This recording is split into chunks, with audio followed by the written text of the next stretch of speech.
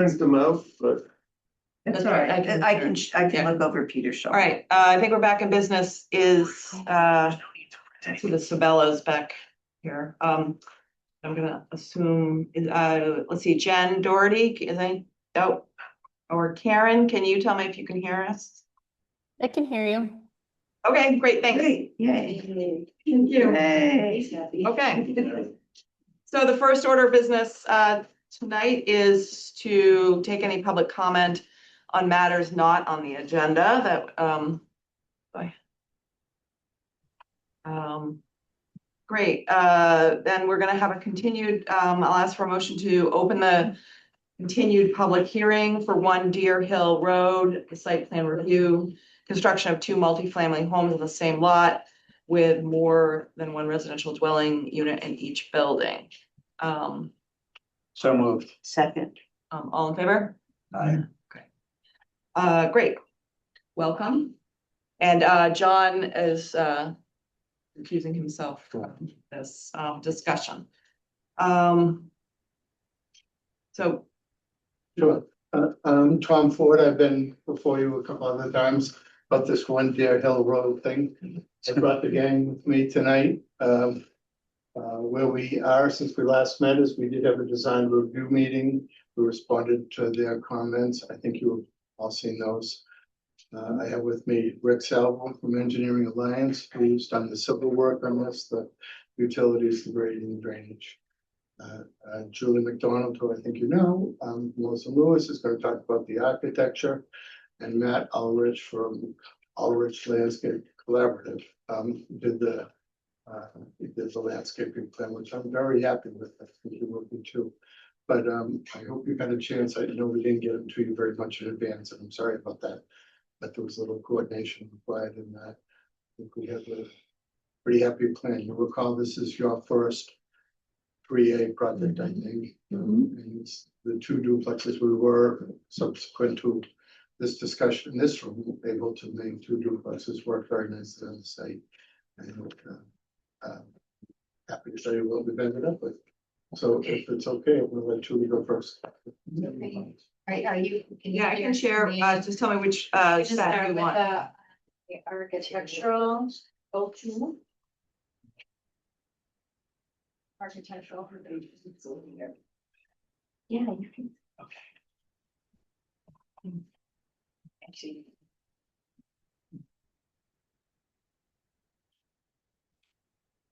I understand that you have a pretty full agenda. I've asked everybody to be succinct. If you have questions that are unique to landscape or unique to architecture, something, let them fly. But if you have questions about the project, I would propose that we get through everybody's first and then. Architecturally, we've really just worked on nuance in some of the details. We did meet with design review on the 24th of June. And they had some great comments. In general, I think they liked it and wanted us to look at window patterns. Some of the siding was an issue.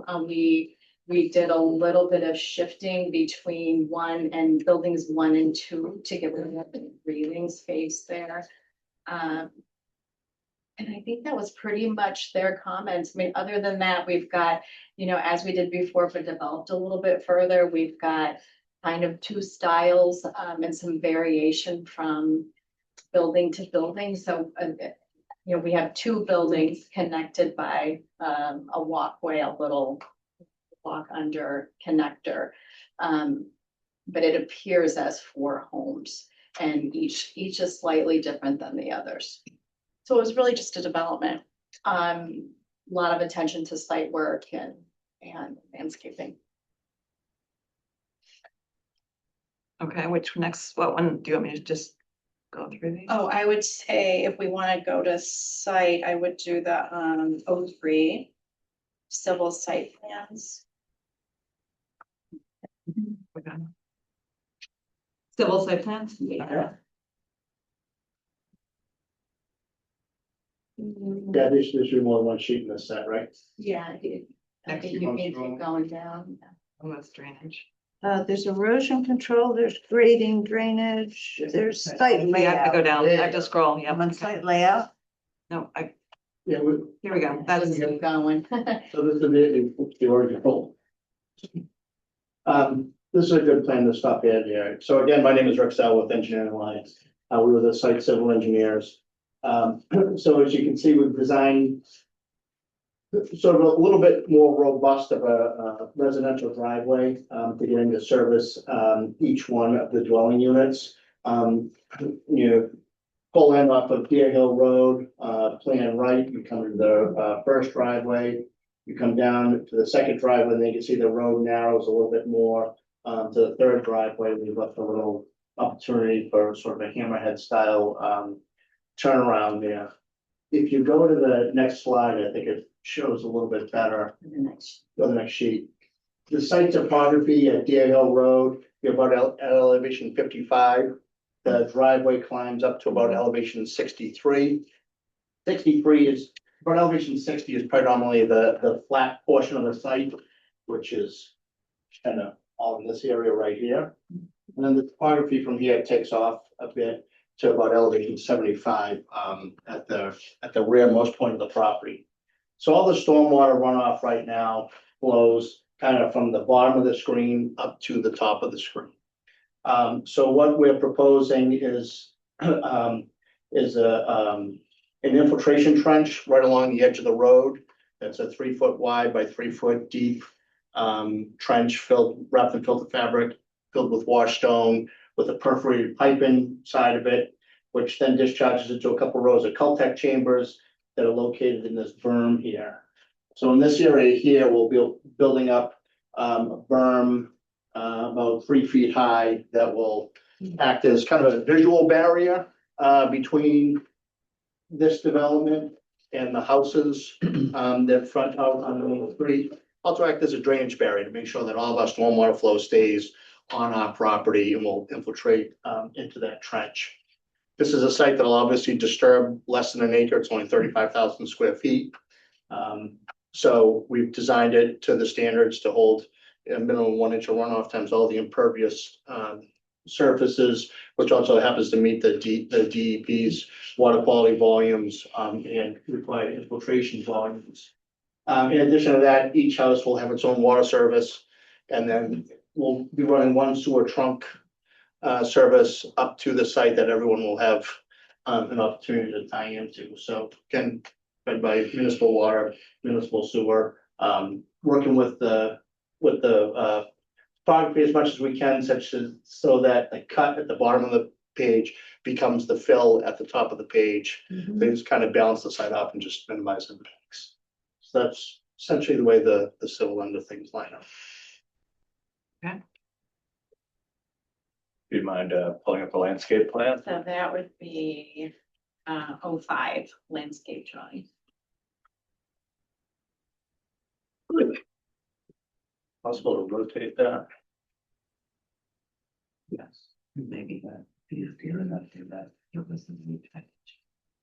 You know, you said, yeah. Problem is I couldn't figure it out. Yeah, we get muscle through. Can you figure? Oh, yeah, maybe. Oh, right here. Center tab. Yeah, there you go. There we go. Right, I need to check it around. This is the opposite direction as the last one, right? So I need to turn it again. That's 2 more times.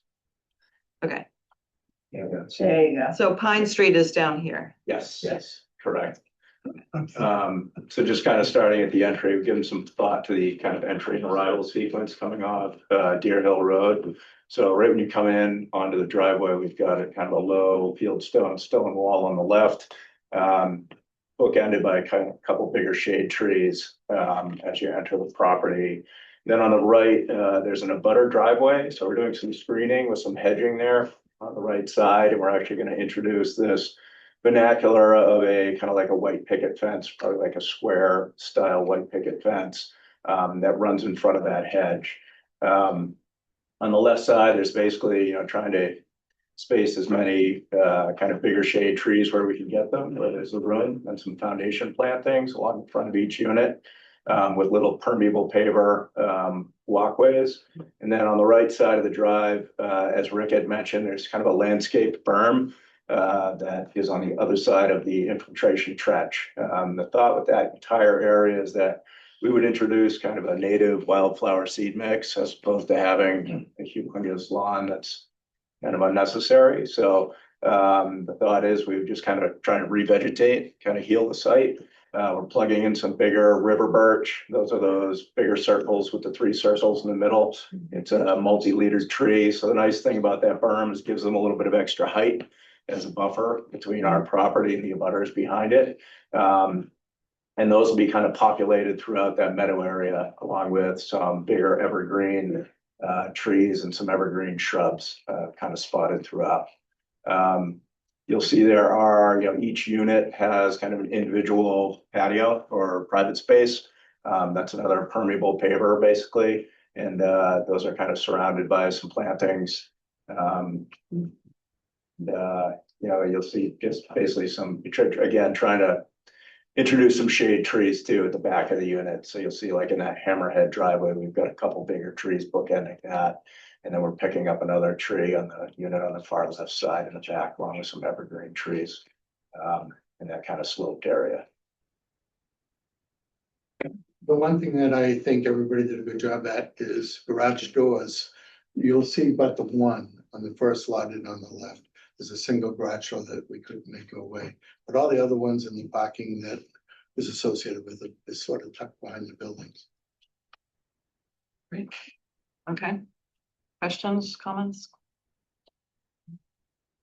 All right, other plans that you want me to bring up? Or other plans that the board wanted to focus on?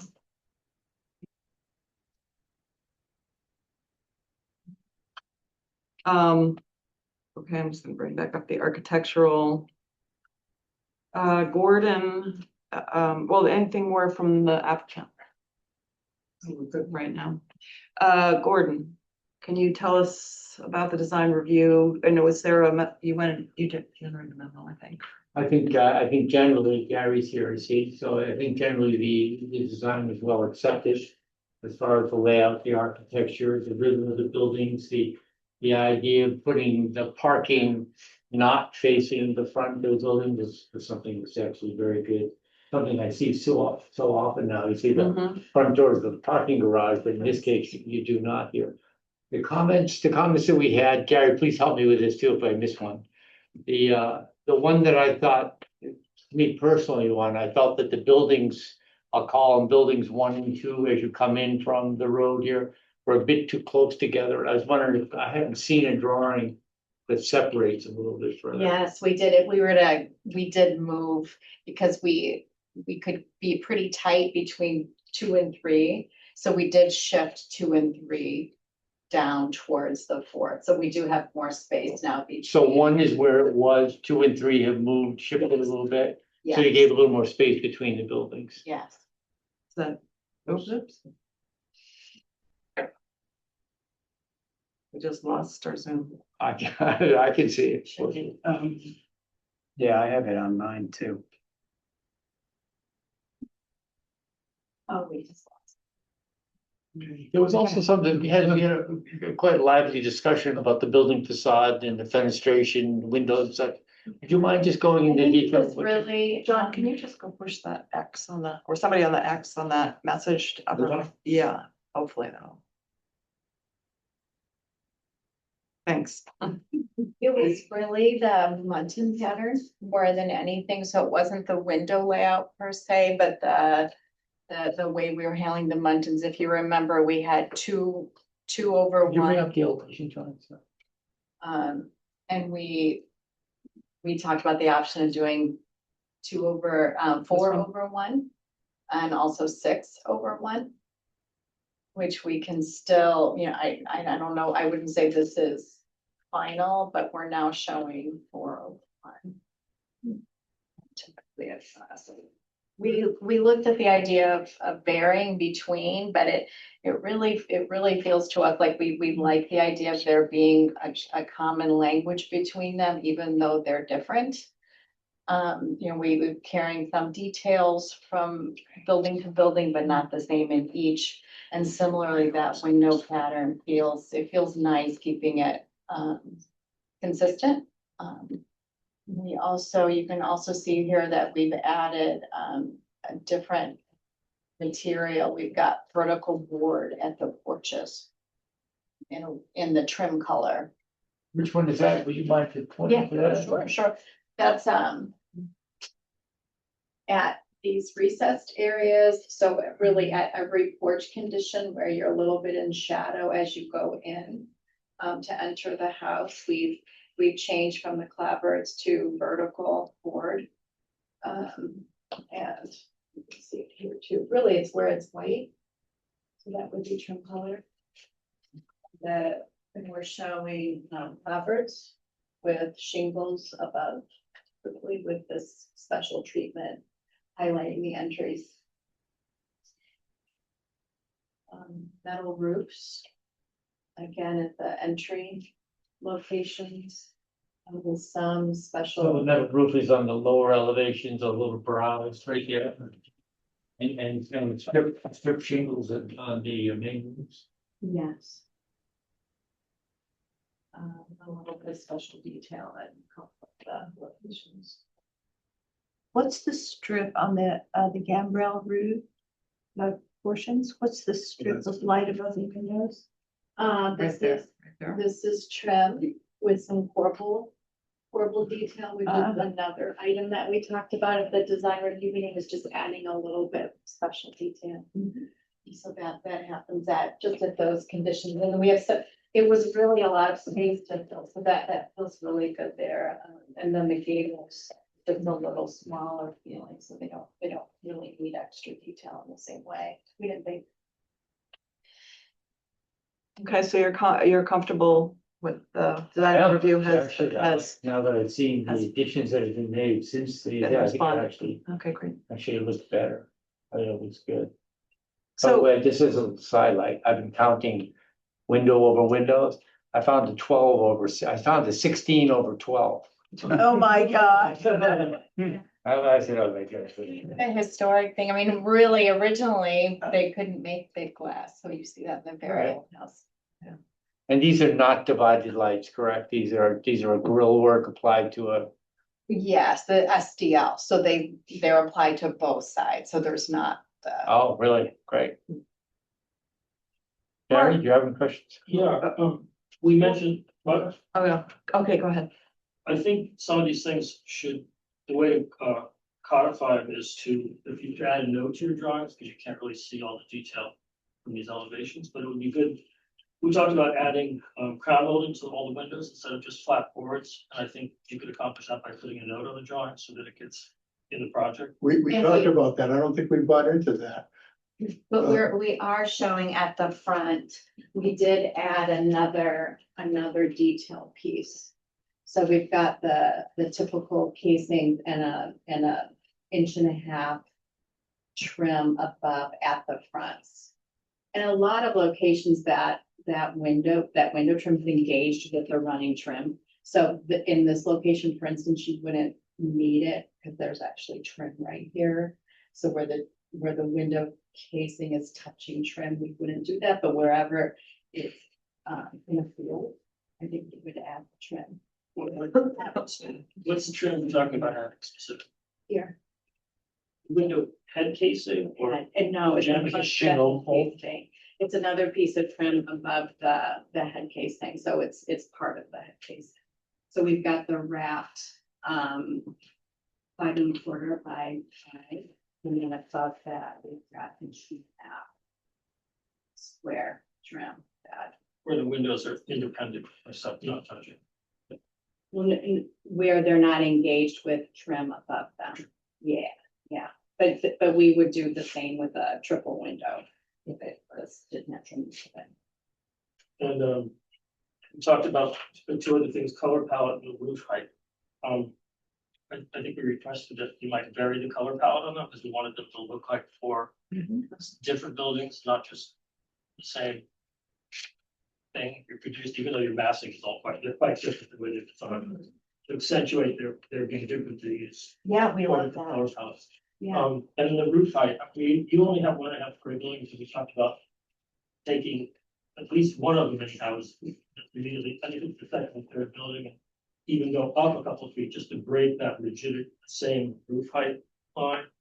oh, I don't I, have a- What we talked about there was the grade moves up. So it's not gonna be a straight line from, Yeah. you're gonna bump up as you go down, 1 through 4. That's all I have. These are meant to be cousins, not siblings, so, you know. So I have a question for, I guess, for Gary, Gordon, and the team. This is our first application of the design standards.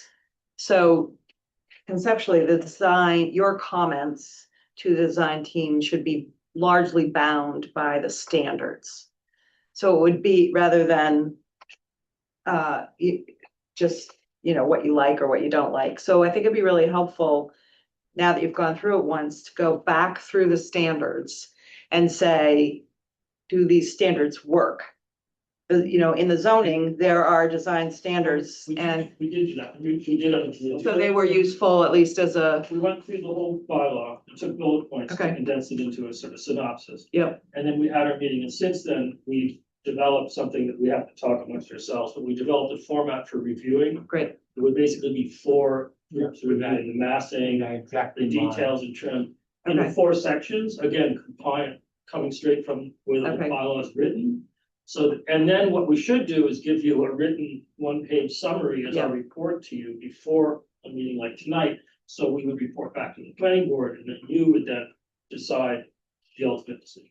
yeah. So I guess my point is, if, and also invite the team, as well as if you have comments on the design standards in the zoning, like particularly things that are grossly missing or just wrong, it is the first application of them, then we should modify the zoning to make it better or right. So that's just kind of a, There's one thing that's missing that I noticed, that it could just be, we could just do a handout to people when they fly, but they should give us a site plan that shows 1 or 2 adjacent buildings all the way around it, so we can see on a plan in its context, which we couldn't see in this application. but you could also do it with a sidewalk too, so. Can I Yes, answer, you could review. can I answer your broader question, though, Sarah? Did the design standards work? Yeah, And I would say, yes. Yes, this is our first venture on using them, but I think overall they work very well. They definitely provided guidelines and boundary conditions. And it's funny, I just read them just before I came here tonight here, but the idea is we're not dictating a cookie cutter design in every property. There has got to be some freedom for the designer to do what he thinks is appropriate for the particular project. And I think this job particularly achieved that. and I guess I invite the design team too to get back to Mark or to any of us if there are things that just didn't make sense, you know, we're probably not gonna rush to amend zoning and MBTA zoning anytime soon, unless it's a small change, but anyway. The bylaw is reduced in size, there's a lot of paragraphs in it, and there's a little bit too much talk about how you walk around the sites, and that's not really so relevant to design review board. You want the design committee, the design standards? he was, yes. Anyway, yeah, okay, I think there are opportunities to rewrite, but we're not gonna, I'm thinking of major omissions or, Yeah, I think the fact that the submission itself, they had been careful to kind of go through this years. And because of the flexibility of the way this was written, you could design, you know, some like federal style buildings, and that would still fit in here if it, or some other colonial style building. So I think it allows the flexibility, and they went through this. The board then, you know, had specific comments on how they feel it should be improved, but I don't think the bylaw itself does anything odd. There's a lot to read through, which Gary is correct, but that doesn't. But like a bullet point kind of outline the next time to run through kind of like we did, is, Okay, then my follow-up question is, we've had a design review, the architect has done that, it's gonna get built exactly like everybody's gonna be looking. And how does the 5 years or 10 years from now, there's a new owner, they wanna change the color, they wanna add various window treatments, how does that work? How do we structure our permit, our review, our approval to have the design review process sort of be binding on for the design binding? Yeah, and maybe it's a condo document type thing. Under docs, you know, and would be part of the thing, because this is a common owned piece of land. Yeah. So the snow plowing and landscape, that's common, but because of the density in the 0.75 acres. I don't think you're ever gonna see somebody come in and like say they kick out a dormer on the over the garage or something is what you'd see. And that would be a building permit process. Maybe if it's a 3A project, Mhm. you know, it's a quick review, but I would like to be able to sell these with the caveat that kind of own what you bought, you know, Yeah. you don't own the land underneath it, you kind of own what you bought.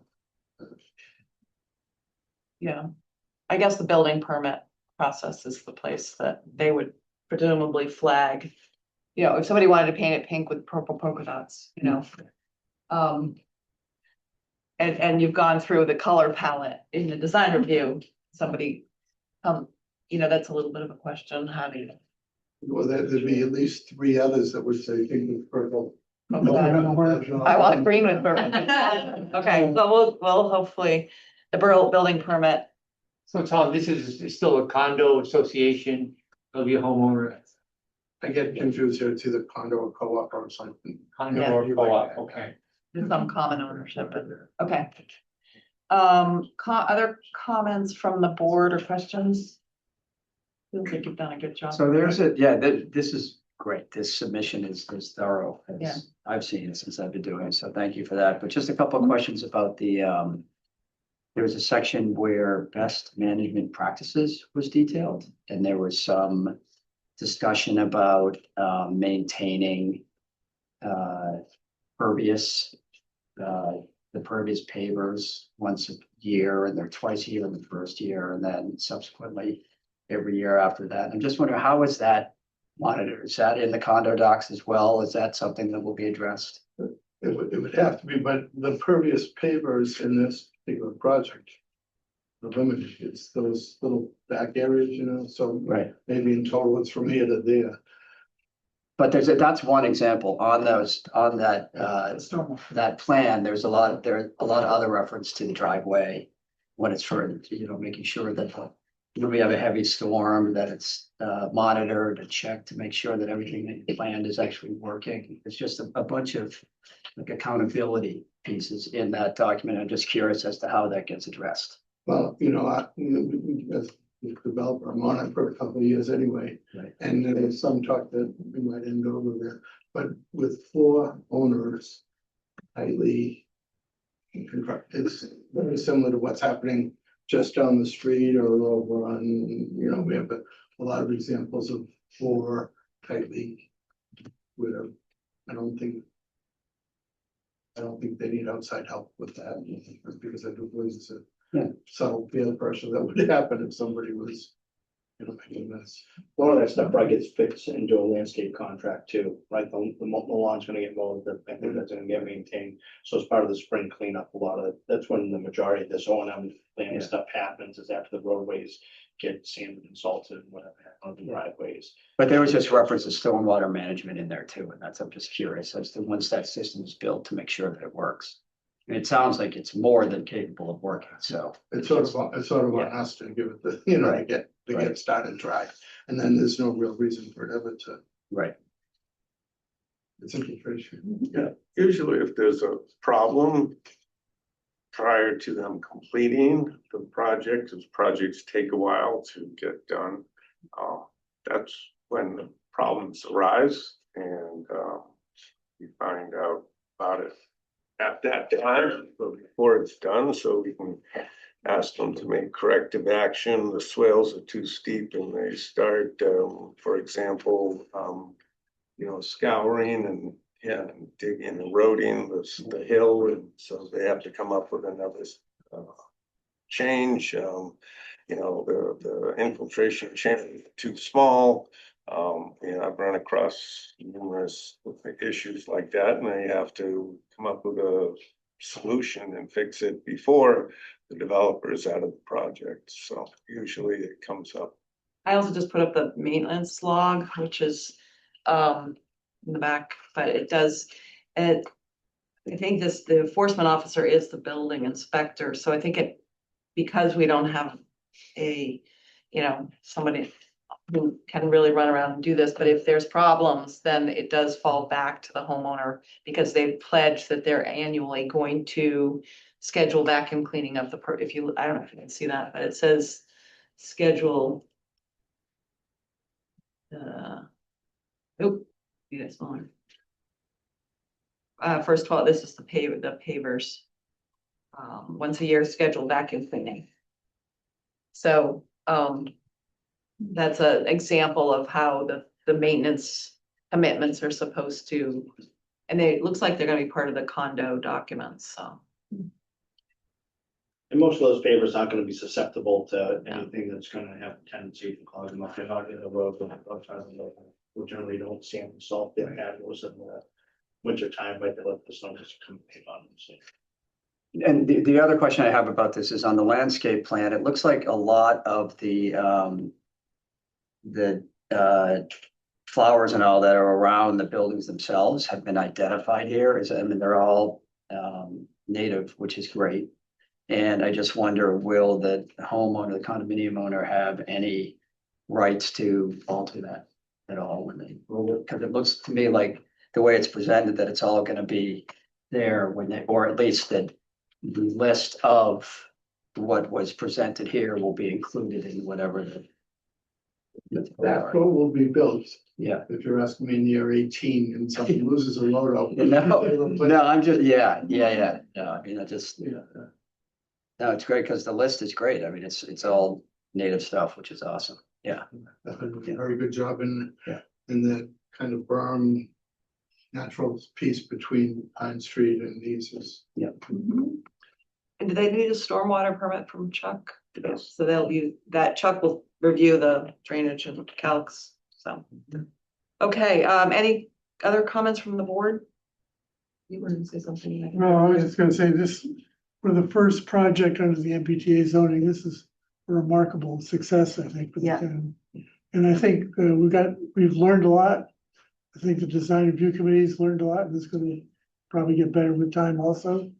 So, thank you for your patience in going through this with us. No, thank you for the nice words, and to be candid, it was an easy way to do the right job here because it was a gift that fell to me. I hadn't expected to do single families here, so lucky me, lucky you, I guess. Okay, housing production. Okay, any comments from the public online or from the room? If I'm missing anybody, speak up. I don't think anybody's on, so. Okay, so I think what we want to do is close the public portion of the hearing and then. Continue it to the next meeting.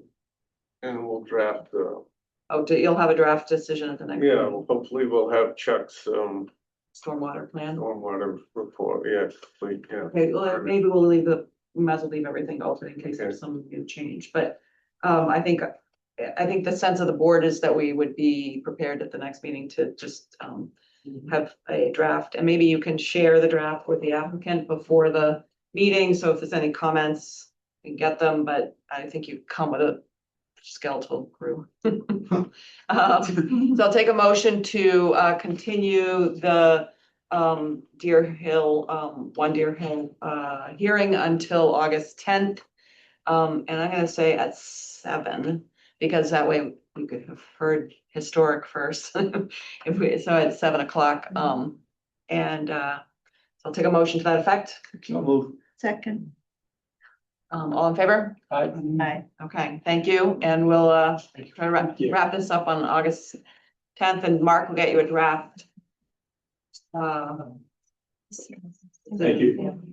Great, thank you. Okay. You can just leave that. We'll get. Thank you.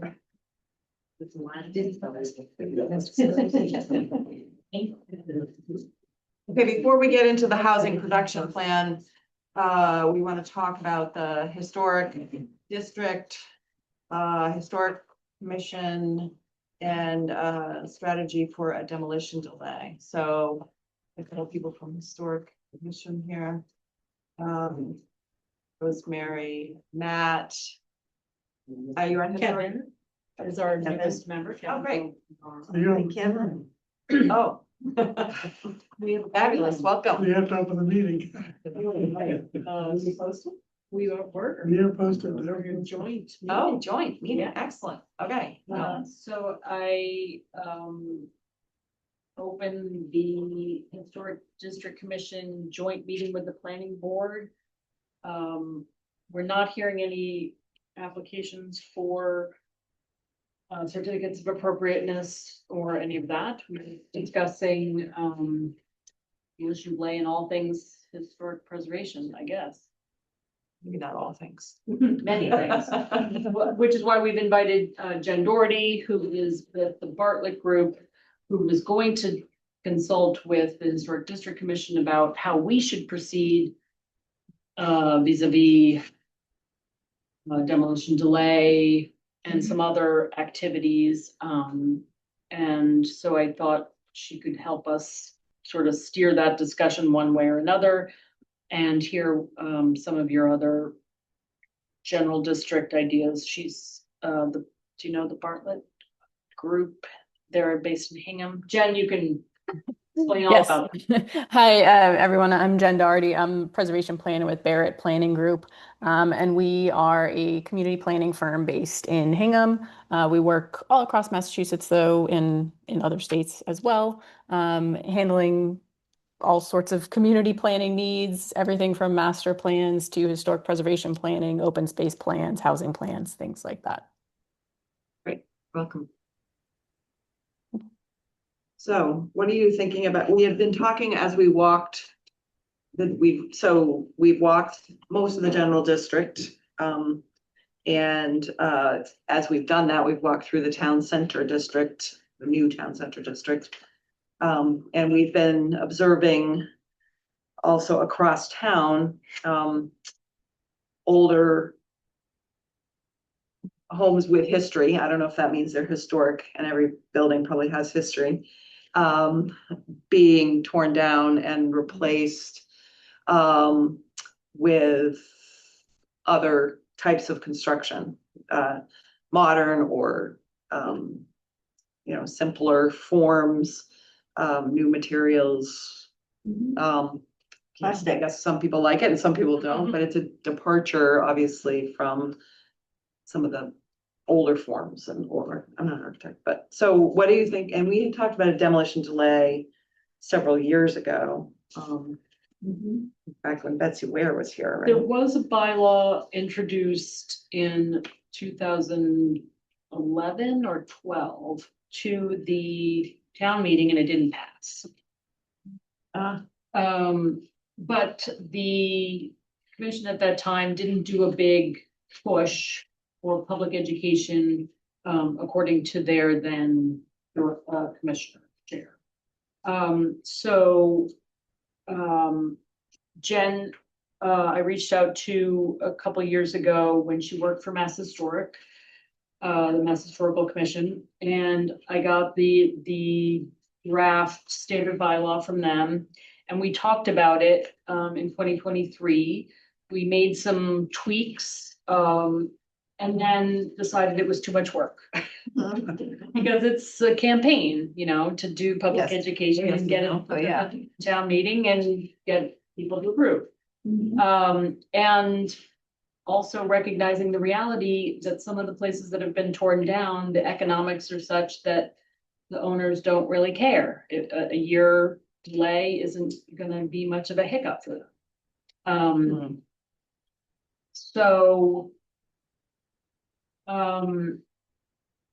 when I reached out to Jen again, it was in the context of this and also other priorities that we have at the commission, maybe expanding the historic district or creating other historic districts.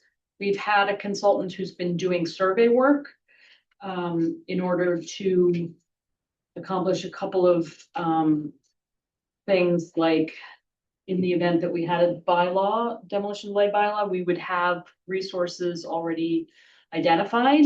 And so it would be easy to say, yes, this is historic, or no, this is not historic, or yes, it's historic, and also it's not that historic. So, okay.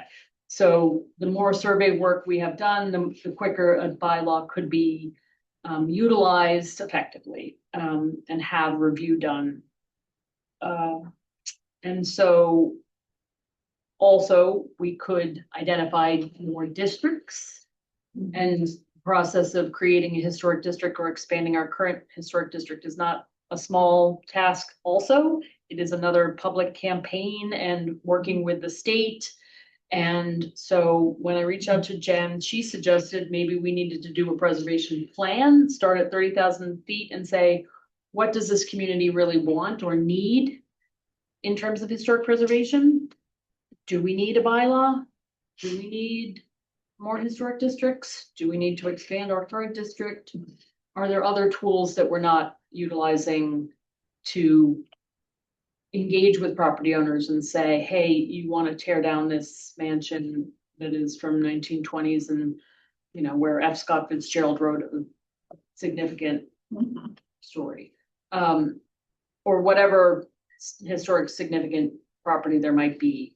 Are there other ways with a bylaw or without a bylaw we can engage the community about what is important? So that's what we are going to talk about in a couple of weeks at the historic district meeting. So I invited Jen to come here and give us some guidance about how we should proceed. Great. I think it'd be great to hear from Jen. Hear what? Sure. These words we toss around, what are they? Yeah, and so I think Rosemary gave a good summary there of kind of what we've talked about and some of the different options. You know, you don't need to do a preservation plan. You can certainly just kind of charge ahead with a demolition delay bylaw or, you know, adopting a local historic district or expanding the existing district. I think I was, you know, in recommending the plan, I was responding to some of what Rosemary was saying around, you know, not really knowing what the appetite was in the community for historic preservation, and some of these different things like a demolition delay bylaw or more historic districts. And then, you know, thinking about other options for preservation beyond just demo delay or local historic districts, you know, thinking about things like zoning, thinking about other sort of soft public outreach methods of historic preservation. So that was why I recommended a preservation plan, because it does sort of look holistically at the community, you know, of what you've done to date in terms of historic preservation work. Again, you know, including some public engagement to consider what residents and property owners in Manchester actually want in terms of historic preservation, and then making some recommendations for potential things like demo delay or more local historic districts. So that was my recommendation, but I can certainly talk more about the demo delay bylaw process or local historic district process if you are interested in hearing more about that. Andy? Yeah, I'd like to hear about two things. I'd like to hear very much about what a preservation plan actually involves in terms of both process and content. And I'd love more talk about the demolition delay. Sure. So a preservation plan, it's similar to any other plan that a community develops in terms of kind of process and content. If you think of your master plan, or, you know, if you have an open space and recreation plan, housing production plan, you know, you're looking at what the community's done to date. You know, what kinds of preservation regulations do you have? What do you know about the historic resources in Manchester? As Rosemary said, they've been doing a lot of survey work, which helps to fill in some of that information. It looks at, you know, what's on the ground today, what what regulations are in place today. How does Manchester do preservation currently? There's some community engagement involved, again, to kind of understand what residents value about their community, what they value about their historic resources. And then those two are sort of married together to inform recommendations about what Manchester should do going forward. So, here's what residents value about their community, about their historic resources. Here's how we can work to protect them. Whether, again, that's adopting demo delay or, amending some zoning regulations, whatever the case may be. So that's kind of a preservation plan in a nutshell. And then demo delay. So as Rosemary said, the state has a sample bylaw. The Massachusetts Historical Commission has a sample bylaw.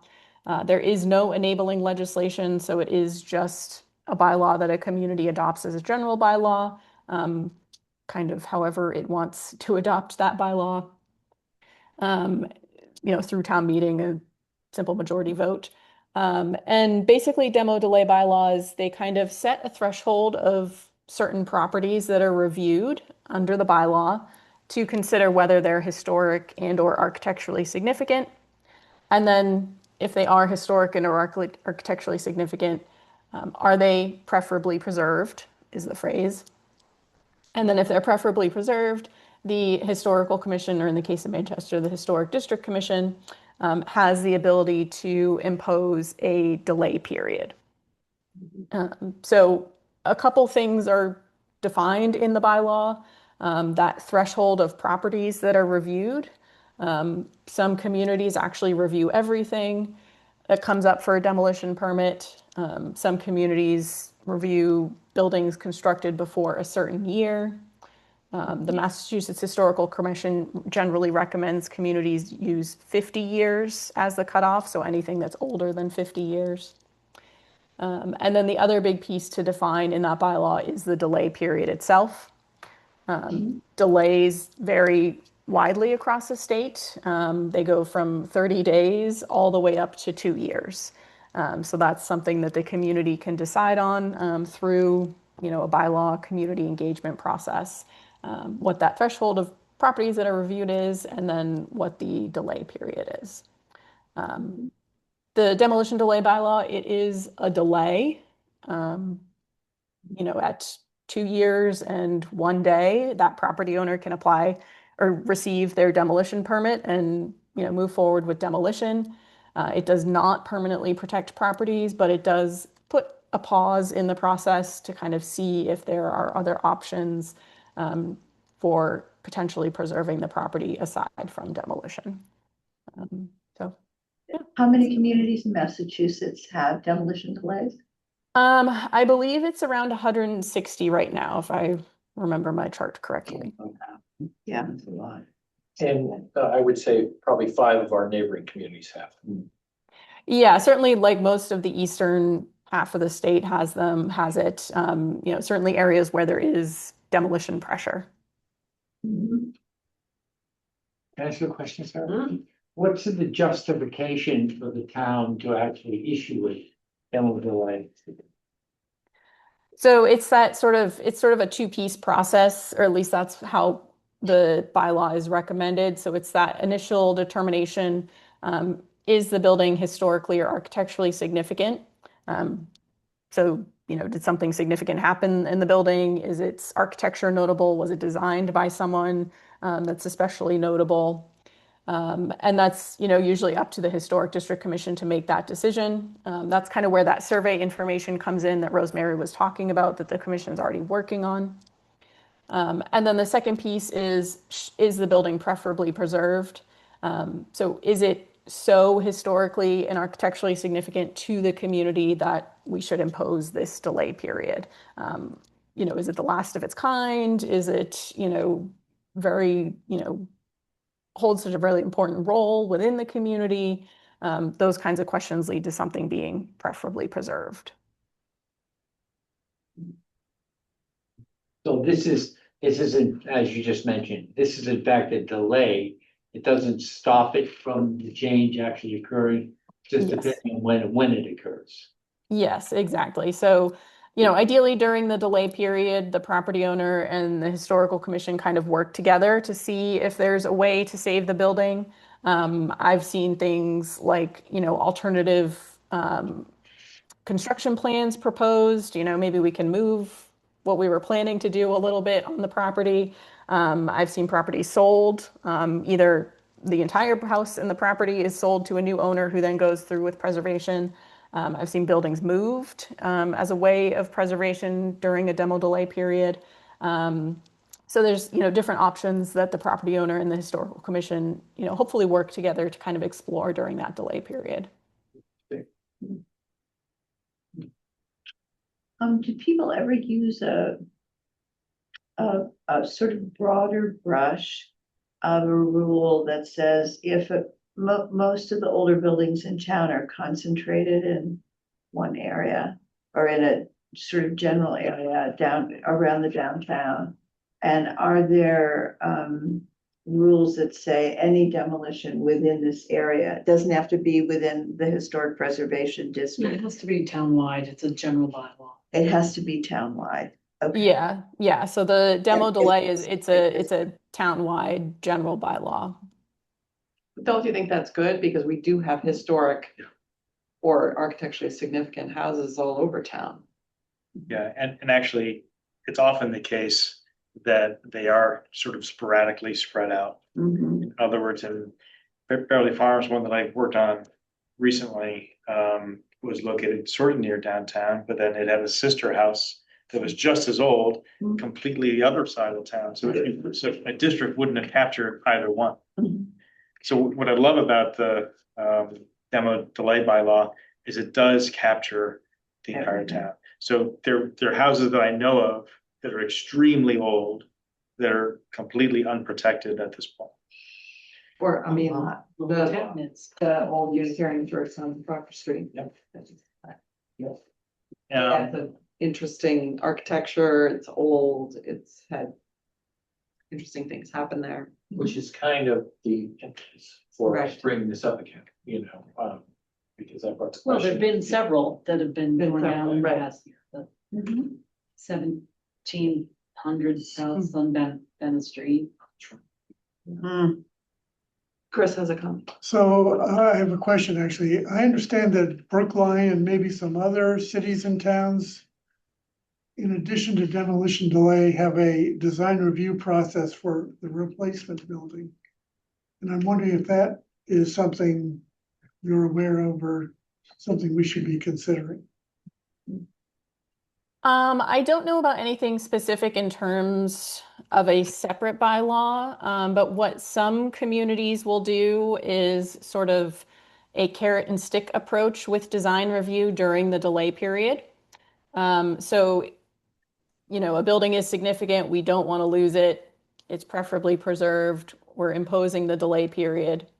But the Historic District Commission has the ability to waive the delay period at any point during that time. So it doesn't need to go all the way to 2 years or whatever the delay period is set as.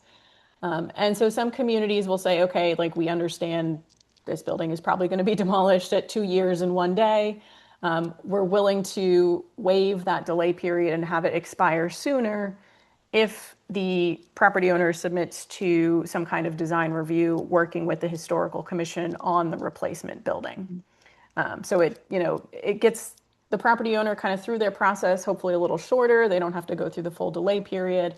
It hopefully gets the community a bit of a better design than, you know, what they might have had if the building was just demolished and, you know, waited out the full delay period.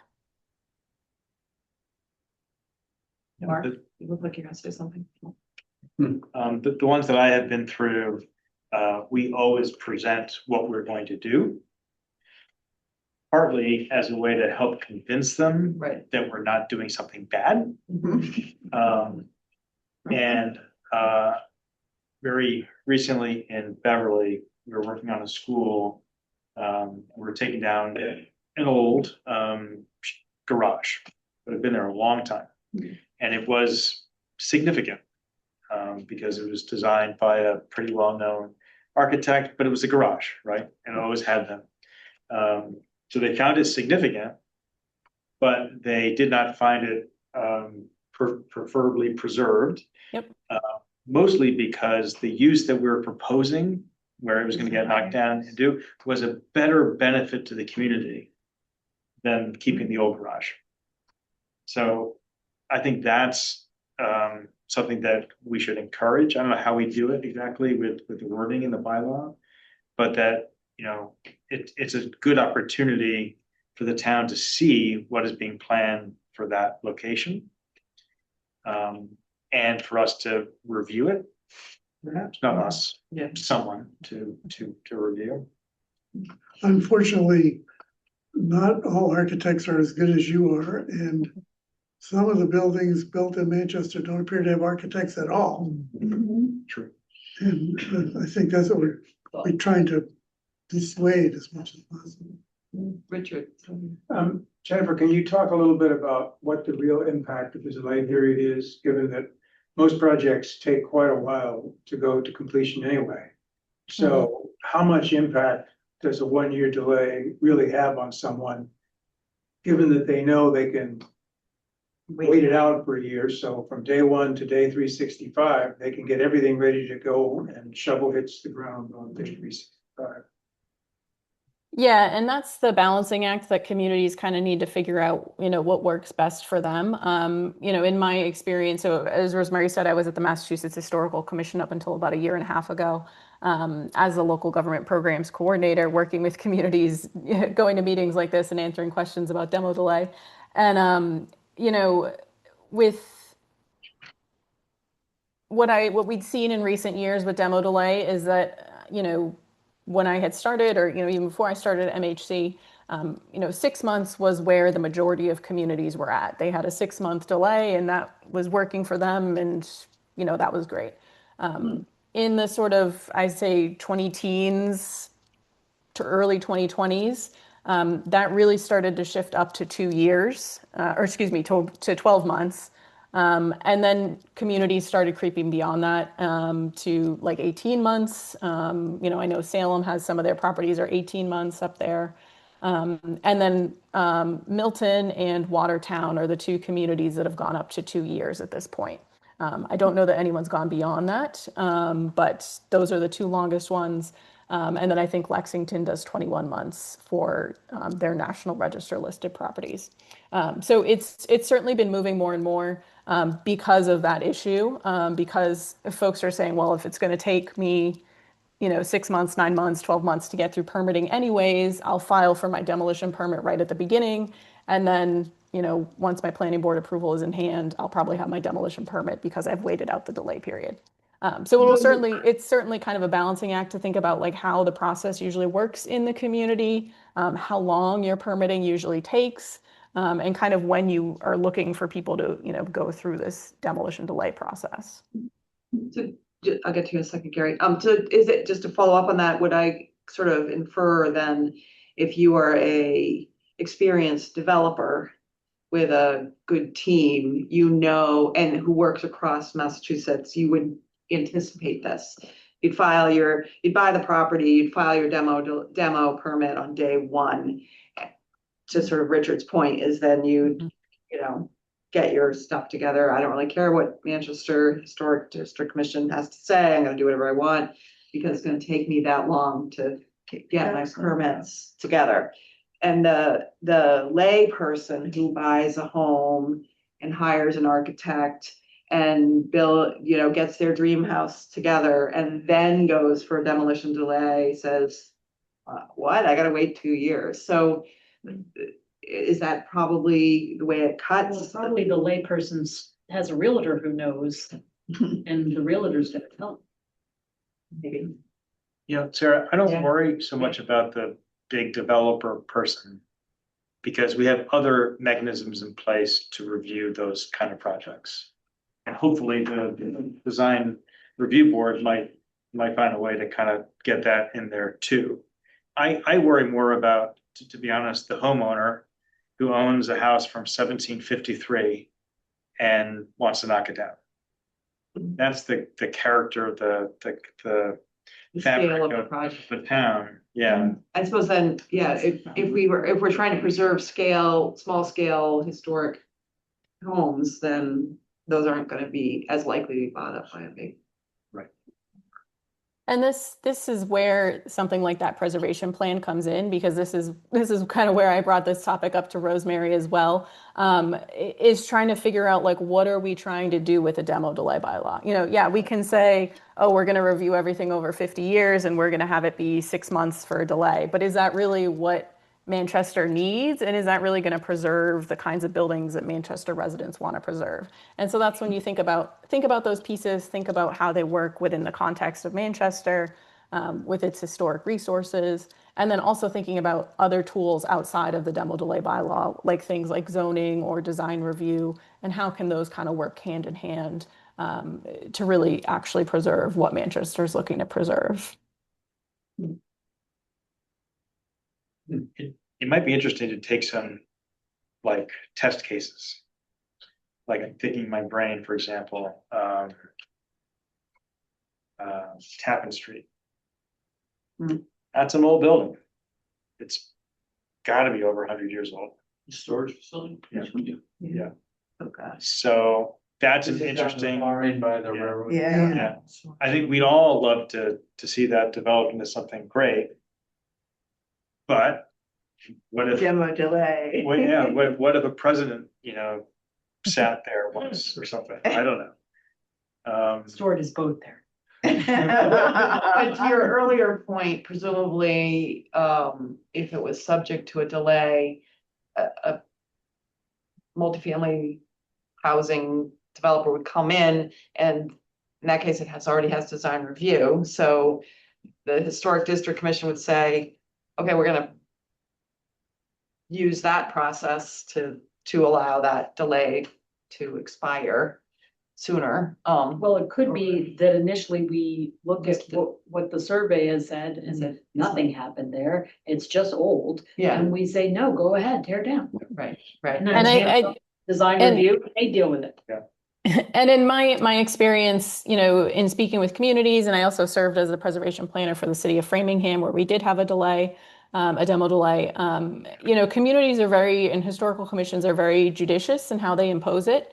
They're certainly not, throwing a 2-year delay on every little thing that comes up before them. I think when I was in Framingham, we only had one delay period over about 6 years that we actually kind of imposed and, went through the whole way. And that was a 1780s farmhouse. So it was, still pretty significant, a really early building for Framingham. That's kind of the other piece of it. Is it historically and architecturally significant? Well, maybe it isn't, and maybe we're not even going to get to the delay period at all. Yeah. I have another question, but Gary, you had your hand up. Yeah, I've got two sort of comments. One of them's kind of big picture, but I'm a little concerned about this,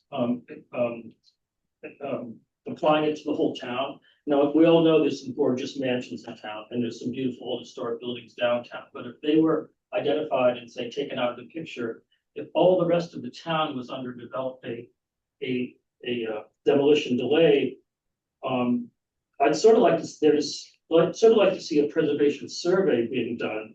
Keep talking about preservation plan, but how about surveying two sort of almost random chunks of land in town and tell us how many buildings really should we be that concerned about?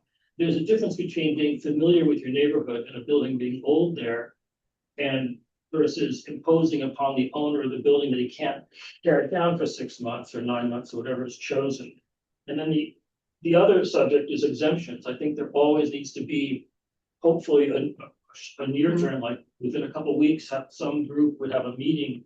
I contend, for example, the Prospect Street building was a faux Tudor building, and just to fix the wood trim on that building would have cost more than buying it probably. And it was wood stuck next to stucco, really difficult and expensive to fix and restore. I think that's an example of something cost prohibitive to restore. I thought it was gorgeous too. It had a weird floor plan also, but a person should be able to apply and say, hey, the cost doesn't merit you having me wait 6 months, and somebody should be able to review it and give them a near-term decision and exemption. So that process, I think, should be set in place. Yeah, so I can kind of address both of those. So the survey that Rosemary was talking about, that is addressing that first piece of kind of what's here. You know, how many buildings is this going to apply to, or you know, what kinds of buildings do we care about in the town? You know, what do we really want to try and capture with our demo delay bylaw? So that, and then you know, if the town did adopt a bylaw, as Rosemary said, the Historic District Commission has those what we call inventory forms available to them that says, you know, yes, George Washington slept here, or, you know, this was designed by so-and-so, it's an important building, or no, it is just old. So that survey work that the Historic District Commission has been doing that's really ongoing is sort of laying the groundwork for really understanding Manchester's historic resources, and then, you know, would be used in reviewing these buildings for demo delay. The other piece about exemption, so there is usually an exemption for health and safety issues. Obviously, if the building commissioner condemns a building, there's no reason to go through the delay process. The building is condemned. It needs to come down for health and safety reasons.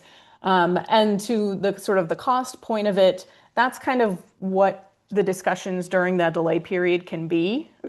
So in my experience in Framingham, you know, we had that 1780s farmhouse. The property owner was saying, oh, it's, you know, it's going to be expensive. It's too much. It's falling down, all these kinds of things. He did not do a great job of showing us that it was going to be too expensive and it was falling down. We disagreed with him. The building commissioner disagreed with him. He ended up subdividing and splitting the property and selling the historic building off to a new property owner. So that ended up being kind of the end of that one. It, you know, ended up being sort of a good outcome for the delay period. But that delay period is kind of that opportunity for the property owner to say, yeah, it's, you know, I bought this building for $500,000 and it's going to cost me $3 million to, you know, shore it up and make it look like something that's livable. So that's kind of what that delay period can be, as that sort of back and forth period. So my question, my follow-up to sort of Gary's point about cost is there any data or evidence at all on how this affects market prices? And I'm thinking about a house which has got some historic character and is going to be expensive to Gary's point, to renovate. Perhaps that drives down or keeps the house, the purchase price lower. And also, I mean, I'm just also thinking about a house we bought that was probably is now going to be 50 years. When we bought it, I mean, they had plans, tear it down, put up this other thing. I don't know whether that made the property more or less expensive, but it was sort of part of the realtor's pitch. We didn't do that. It's fine, but I guess it would now be 50 years old. So, so I'm wondering if there's any evidence about how it helps or hurts market price, because we're concerned about market price in town and cost of homes, and that, or is that such a complicated, you know, does it keep homes a little bit smaller because, you know, we're concerned about scale and price and housing and numbers of units and all those things. Is there any intersection that's obvious, or is it case by case? I don't know. I think if there's 160 communities and Doing it. the majority are in the eastern part of Massachusetts, no. Yeah. I don't think it's affecting. Because the prices are high in Eastern. Yeah. Yeah. You know, I don't know that anyone's ever done any sort of formal research on which way it goes. I can say there's certainly some towns where they don't care. And, you know, again, the developers will just wait out their 18 months and do whatever they want with the property. You know, there's some towns that have a sort of preemptive approval you can give. So in that case, you were citing about, you know, looking at a house and the realtor was saying, oh, you can demolish it and, you know, do whatever you want, that you could get kind of a preemptive approval before you sell your property that, oh, you're going to be able to demolish this. So towns handle it differently, kind of depending on the market of the community. But yeah, unfortunately, I don't know that there is any actual research on whether it goes one way or another, helping to preserve smaller, more naturally occurring affordable housing, or if it's, impacting sale prices in any way. So I will offer perhaps the thought that for a developer, for a person who's looking to buy a property and make some money on it, a year is a significant amount of time. There's going to be an escalation in construction costs. There's going to be, just time equals money.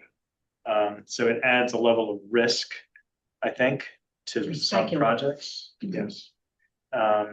Which might make some people go away.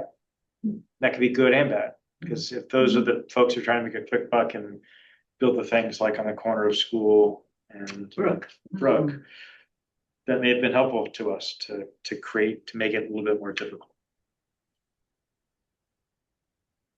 Sarah and Jen, I was gonna ask a question because I read that some towns use a carrot and stick approach where there's an actual much larger fee for a demolition permit. With Boston even proposing a $10,000 fee they had a $150 fee. They wanted to go to 10,000 with the money going to their affordable housing trust. So, I think, and I was wondering, do you know of any communities that have put a larger fee on demolition, which might be more of an incentive to keep an historic building? That I don't know. I haven't heard of any community using their demo fee in that way, because obviously a demolition permit fee applies to all buildings in the community, not just the historic ones. So even if you had a demo delay that, limited the buildings that were reviewed. So I can't say that I've seen a community do that. Yeah, I don't think you can necessarily do that, because your fees need to be representative of your costs of issuing the permit, reviewing the project, so on and so forth. You just can't arbitrarily say, I'm gonna charge really high fee, and then that money's gonna go to some other use that's really not connected at all. So Look I don't at think. Boston did it. Well, Boston is a different animal. Maybe they went to the legislature, of course, with legislative approval, they could do something like that. I do have a question for Jen, though. So I know of at least 2 or 3 really big houses, one in Gloucester, a couple in Newton. And I don't know the history. I know Gloucester didn't have a demo delay, so I know it never went through that, but really nice big historic homes that were torn down and replaced with a very similar building, like not quite an exact copy, but of course it was new. It had all the modern efficiencies. I'm sure inside it was gorgeous. The layout was probably different, but from the exterior, it was a very similar building. So it really maintained the same character and everything as the original building. So my question is, have you seen, or do you have examples of where demo delay has helped? Yes, eventually you can tear it down, but if we work together to review a building design, we'll release your delay once we review the architecture and you agree to build this new style old building. So. Yeah, and there's certainly plenty of examples kind of across the state, because that's been the goal of demo delays, to really kind of preserve buildings and get folks to work with them. There was another example of there was one in Danvers. It was a first period house, so it was built before 1720, a very early form of architecture. A nursing home had bought it to expand their parking lot, and the house was unfortunately. It was built before 1720, so it was, the corner was literally jutting into the sidewalk of the street. So it was, not placed very well on a lot. But I don't know if the nursing home really knew what they had when they bought it. And, the historical commission up there, they ended up delaying the demolition. The town, because the building was so significant, the town actually ended up making it a local historic district. because you can prevent demolition in a local historic district. You can outright say no to demolition at that point. And so the nursing home, again, ended up kind of subdividing a lot. The Historical Commission and the Historic District Commission in Danvers, they wrote letters to the Planning Board and ZBA, in support of the sort of funky subdivision that they needed to do. But they ended up approving it. And then the house, I think it ended up selling for like $1.3 million or something like that. So, after somebody rehabbed it. So that's certainly, a fairly recent success story. That was just a few years ago. But that's kind of, typical of things that might happen during a delay period. So I want to just talk, I have some opinion about process. And I can appreciate the need for the benefits of a preservation plan effort. But in my experience, the abstract questions about what do you want are very hard for people to answer. And that the success we've had with some of like MBTA's has been because we presented specific and downtown zoning. We did have that sort of some workshops, but we presented concrete proposals that then we explained and advocated for and massaged. And I feel like that is a effective way, has been effective recently. And also people's ability and time, their attention budget, I don't know what else to call it, but we've got a school, we've got other zoning, we've got, harbors, whatever, they all housing production plans. We've had like a few people at housing production, everybody's on Facebook talking about affordable housing, and we have a hearing and we get 3 people, So I think people's attention budget is limited until it's specific. So that's, would be, and it seems that if 160 communities, mostly in Eastern Massachusetts, have a demolition delay, that it would be in our interest to advance, that's my opinion, that we should advance something that's proactive and figure out what those details look like, but do we know who the 5 communities you mentioned, Matt? Yeah, I wrote them down. I think it's Hamilton, Ipswich, Essex, Beverly, Salem. Those are the ones I know offhand, just in in Cape Ann area. Yeah. I mean, and as associate, those are different, those are similar and different from us. Yeah. So, my sense is we should put something together as a draft and start talking about it. And I mean, August might not be the best time, but So who's we? who's we? So we have a draft Okay. from 2023, which I think we had a 100-year delay, and then recently we 100-year delay. 100-year cutoff. I was gonna say, that's really gonna stop a developer. I think it was a 12-month delay with a 100-year cutoff point. So then we recently were discussing, do we want 100 years? Do we want 1925? Do we want like a, so that's where we needed to have the sort of community discussions about what does the community value? And so that's where I was hoping we could hire a consultant to help us, navigate the community conversations. And maybe we can kill 2 birds with 1 stone and make a plan happen in the process of introducing the delay bylaw as one of the elements of the plan. Does that kind of thing work, Jen, or is that too much?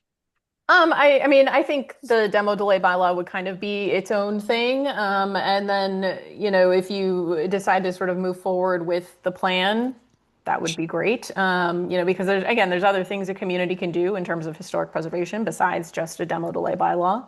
But it's certainly, up to you all. I have a question regarding what you just said. That's great. Has there been any work done in identifying the properties across the town that would qualify for, say, that 100-year So we have been doing Assessors. the survey work. Yep.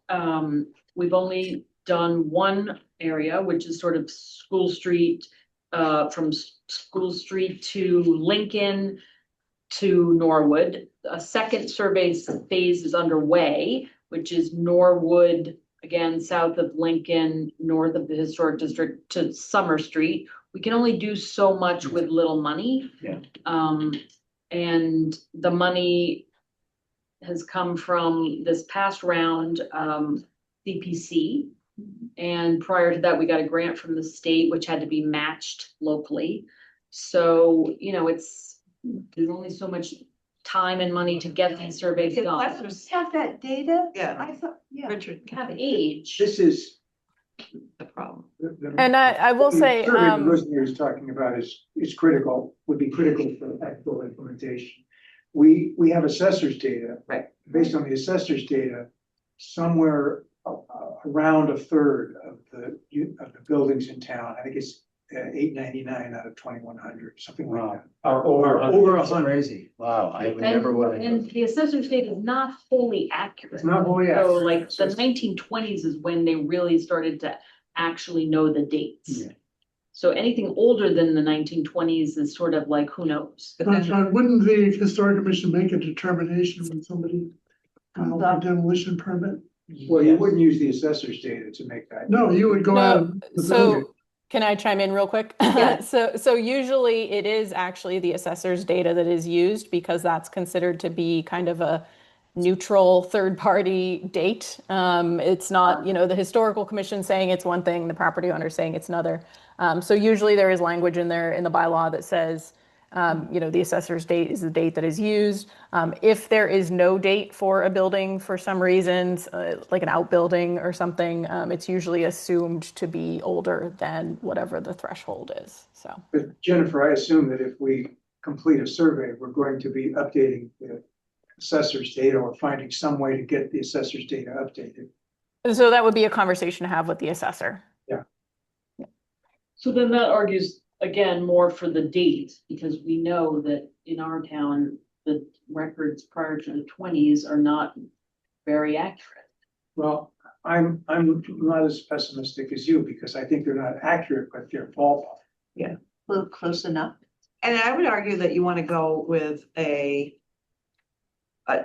length of time, 100 years or Yes. 75 years, because Yep.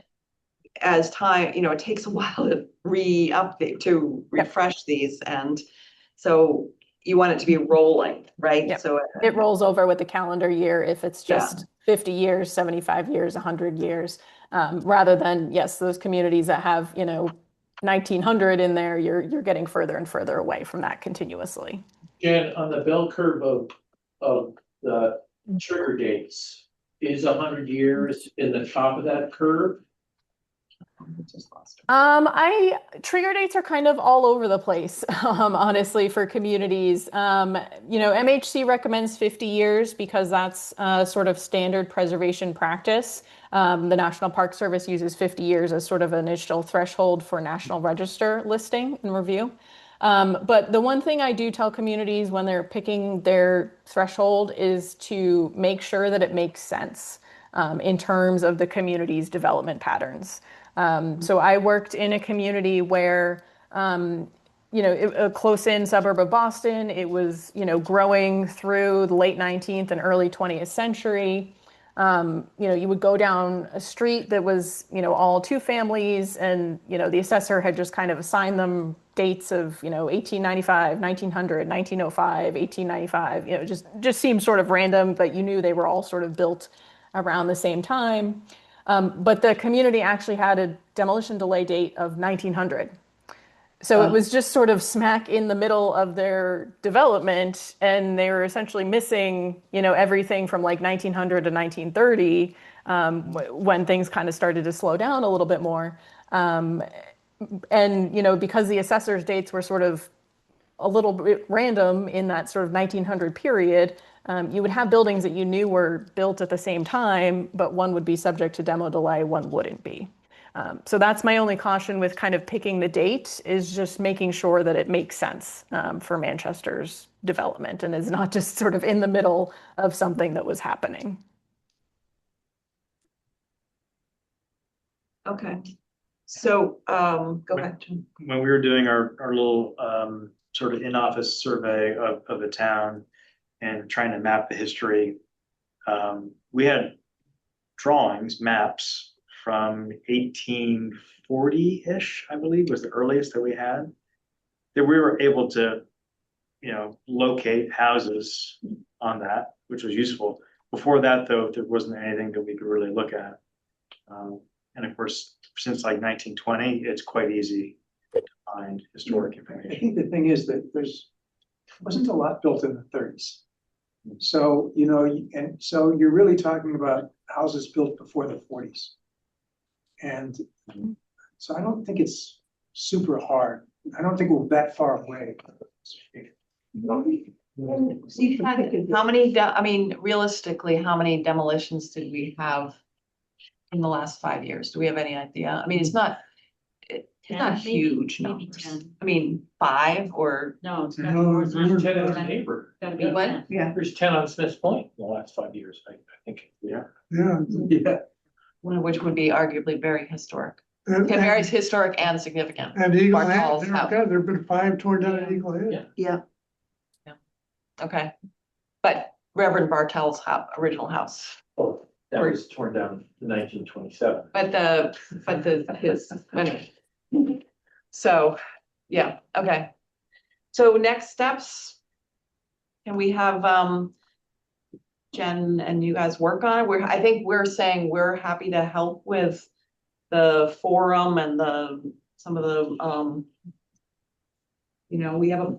we do have a modest planning budget too, which we're probably gonna use, but I don't know, we'll assess that. How much approximately is each survey? Does it depend on the geography? Expensive. The surveys, the current one is 20,000, and that's about 100 properties. And what work are they doing? Like, what's Right. the work actually? The consultant does research on basically street by street. He walks the streets, he photographs the streets, he does research from the maps to see when they appeared. He writes up little histories, fills out these forms that get submitted to the state historic preservation database called MACRIS. So he's looking at where he can find who lived there. Some of the information about uses, if they were not just houses, what kind of. So I wonder if that level of detail is necessary. Like, but if a house comes before us and it's an issue, that would be the time to dig in and say, oh geez, what do we have here? This is true. This is more in maybe thinking about expanding the historic district. Creating That's other. a different kettle of fish. Yes. And this is much more information than you need. Yeah. For instance, You if do. a house came up, that's gonna get demoed. For a demolition delay, and I do think we know a lot already. I mean, John's made some maps. I know Richard's done heat maps. I mean, that we know a lot about how many old buildings there are in town. Oh, you may have done this already, but I think it'd be really good to be explicit about what the purpose is and what the criteria would be to grant an exemption. Like if it's a banal house that really, who cares? It'd be nice to tell the guy in shorter term time than 6 months. But it would seem to me that the purpose would be reuse, relocation, or an alternate sale. There may be more to it than that, but I would encourage you to be really explicit about why is the delay imposed. I think reuse is the one, maybe the biggest one, like, couldn't you put your family in here and modify the floor plan or blah, blah, blah. But I don't know if you've done that, but I'd encourage you to go there. I don't think it's language that goes in the bylaw. It could be part of the conversation around why we would. Purpose statement of the bylaw, it's exactly what should be in the purpose statement of the bylaw. But you've got language. Well, let's get I think we're gonna leave it for, I think it's the Historic Commission's is the prime on this, but I think we're saying we'll be happy to help and work with you on this and, maybe a target of April town meeting. It seems to me November town meeting is probably too soon to get the work done which means we need a draft by the fall. From our experience with these complicated, controversial things. So maybe I'll work with Rosemary and we'll talk with Jen about trying to outline a process and then we can talk about funding.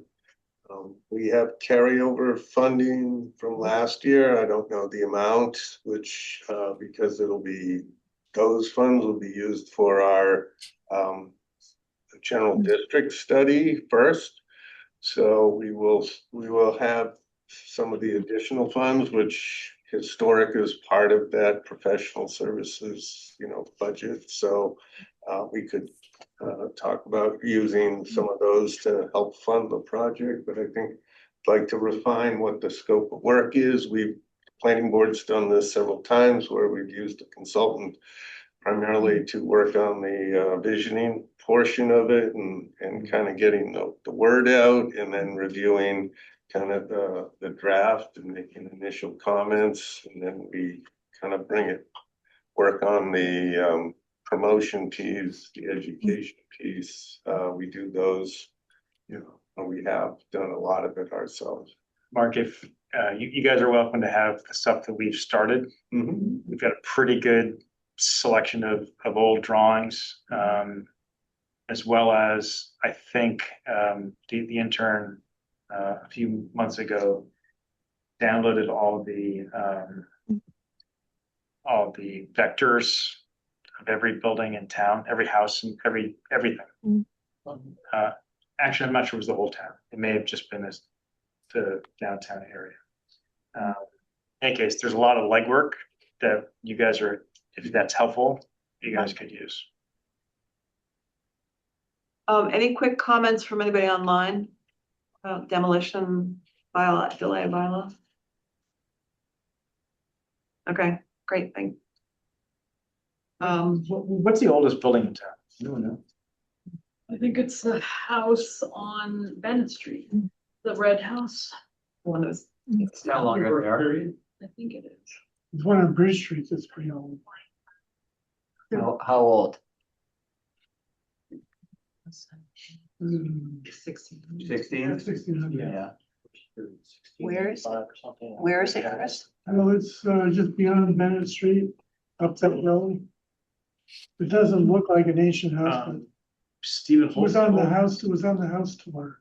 Yeah, It's Stephen 17. Holtz's house. Stephen Holtz's. That's part of it is. Yeah. Oh, Nancy Gordon's house. Huh. Okay. Kathy, did you want to say something? No, I'm all set. Okay, you just flashed green on Sorry. That was a mistake. Thank you. Okay. Great. So we know what the next steps are. We'll coordinate and get back together probably. We're only gonna meet once in August. On the 10th, but we're not gonna meet on the 24th. So That's our summer vacation. that's our summer vacation. No. Thank you, Sarah. Thank you. Great. Thank you guys for coming in. Do you need to adjourn your meeting or you want to continue it in the other room or because we have to talk, or you're welcome to stay here and I think we can adjourn the historic district. okay, great. Thank you for coming. Thanks. Bye. Walking around with us and nice to meet everybody. Okay, I think our next, thank you, Karen, for your patience. We're gonna now talk about the housing production plan and comments that we all had and next steps. So I know a number of us gave some comments to Mark, who passed them, I think, to Karen. I have a couple things I want to talk about. I know this had a few things you want to talk about. You can start. So I'll let Karen start. Tell us where we are and what she thinks we should talk about. Yeah, thank you very much for your thoughtful reads and comments. I really appreciated it. I have gone through and incorporated the comments from Chris and Sandy, and I sent that revised version to Mark, highlighting the changes. And also, I had some comments on Chris's suggestions in the email. And Mark, I don't know if you passed those on to him or not. No, not yet. It'd be, Yeah, it I'm would be not sure when, what? when did you submit those? Last week I sent you a revised version of the Plan? plan based on Sandy's and That was, Chris's comments. And in the email, I also kind of commented in numbered order to Chris's comments. I still have to contact Chris Dam. On the kind of capacity issues for sewer and water, and but I have I've addressed the comments and to send that off to folks, I guess. I'm in the process of going through Sarah's comments. I'm making real progress, but it's obviously taking some time. There's a lot to get through. And while I'm making those, addressing the comments, I'm also looking at her list of comments, and I'm addressing each one in red font as I go along. So you can see my reasoning and what's going on with that. And then I should have another version to you folks based on the addition of Sarah's issues this week. And then take another look there. Everything will be tracked so you can see them pretty quickly, as well as kind of responses to various comments. And then if there's anything else, we'll tackle that then. Yeah, if we can get it in Word so we can add comments, I think that would make it easier. Sometimes the document is so big that it's not easy to, transfer, but let's give it a shot. That would be great. Yeah. Okay, on the substantive front, maybe you can, I know Chris had asked about the lip and a couple other things. Were there some things that you felt, I mean, some of them were editorial, some of the comments at least that I made and Chris made were editorial, formatting and stuff like that. I have a number of substantive things I feel like the board should discuss. How do we want to proceed? Well, I'd like to make a couple of general comments. Yeah. So Karen, I think the last time we did the housing production plan, it kind of was done, it got accepted by the select board and then kind of disappeared, went into the attic. And I think over the last 5 years, the town has changed quite a bit, and we're now much more focused on housing issues than we were 5 years ago. And so I think this document may be as important as the master plan in terms of setting policy for the town. And that has two implications. One of them is that we should do more publicity about it. I don't know whether it could be an article in the Cricket about this thing and sort of summarizing it. I also think the strategies we should discuss as the planning board and make them more, highlight them as essential next steps for the town to take. And I want to add a few to what's in the current plan now. For example, preserving the housing authority properties. I think preservation of those is as important as creating new units. Because they're in bad shape and we're gonna lose them if we don't do something about it. They Um, were included in the previous plan, but I beefed it up Yeah, in a that's a couple of different. places. And the other thing is that in general, people are gonna read the executive summary and not the whole report. And so I think the executive summary should be really carefully written and documented and formatted in such a way that people can read it easily and come away with the conclusions that we want them to come away with. Those are my comments, I guess. And I just really, I want to emphasize your last comment about that executive summary, because it's 100+ pages. Yeah. And that executive summary is the first place that I went. And that's where we need to capture everything that we want to be emphasized in the report and basically supported by us, right? Yeah, Because exactly. our names Yes. on Yeah. this Yes. document. That's right. Yeah, that's why I think we should actually take votes on this. Yeah. On the strategies.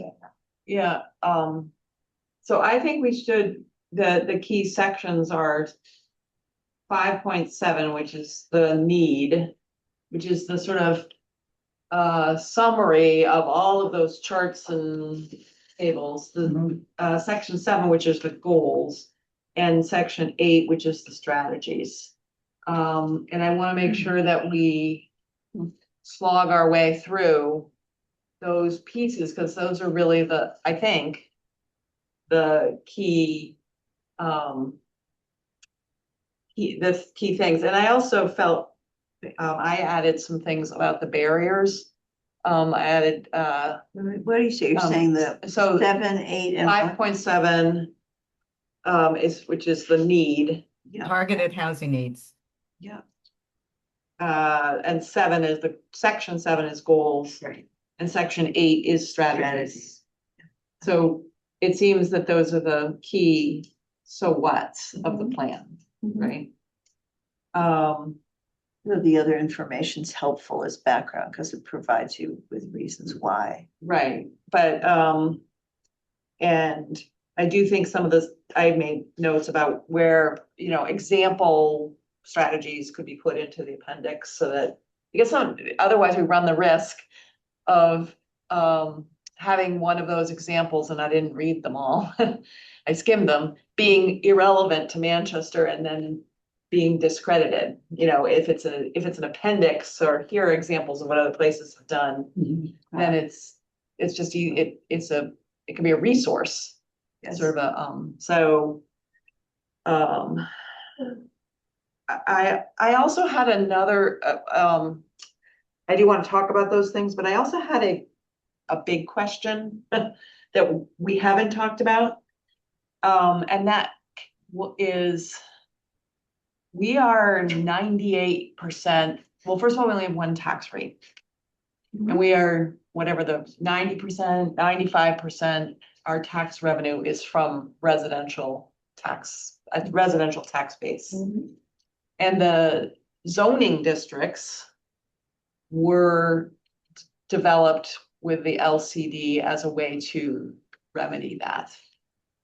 And presumably the cell signaling and the MAC and family medicine projects were in response to that zoning, and therefore are opportunities to reduce the burden on residential revenue. And it seems to me that that it's an example of, we just talked about historic preservation as another goal of the town. Diversifying our tax revenue is another goal of the town, environmental protection, other things. But when we start now seeing these giant residential uses taking up our potential for non-residential tax base, I think that's I don't know where it belongs here.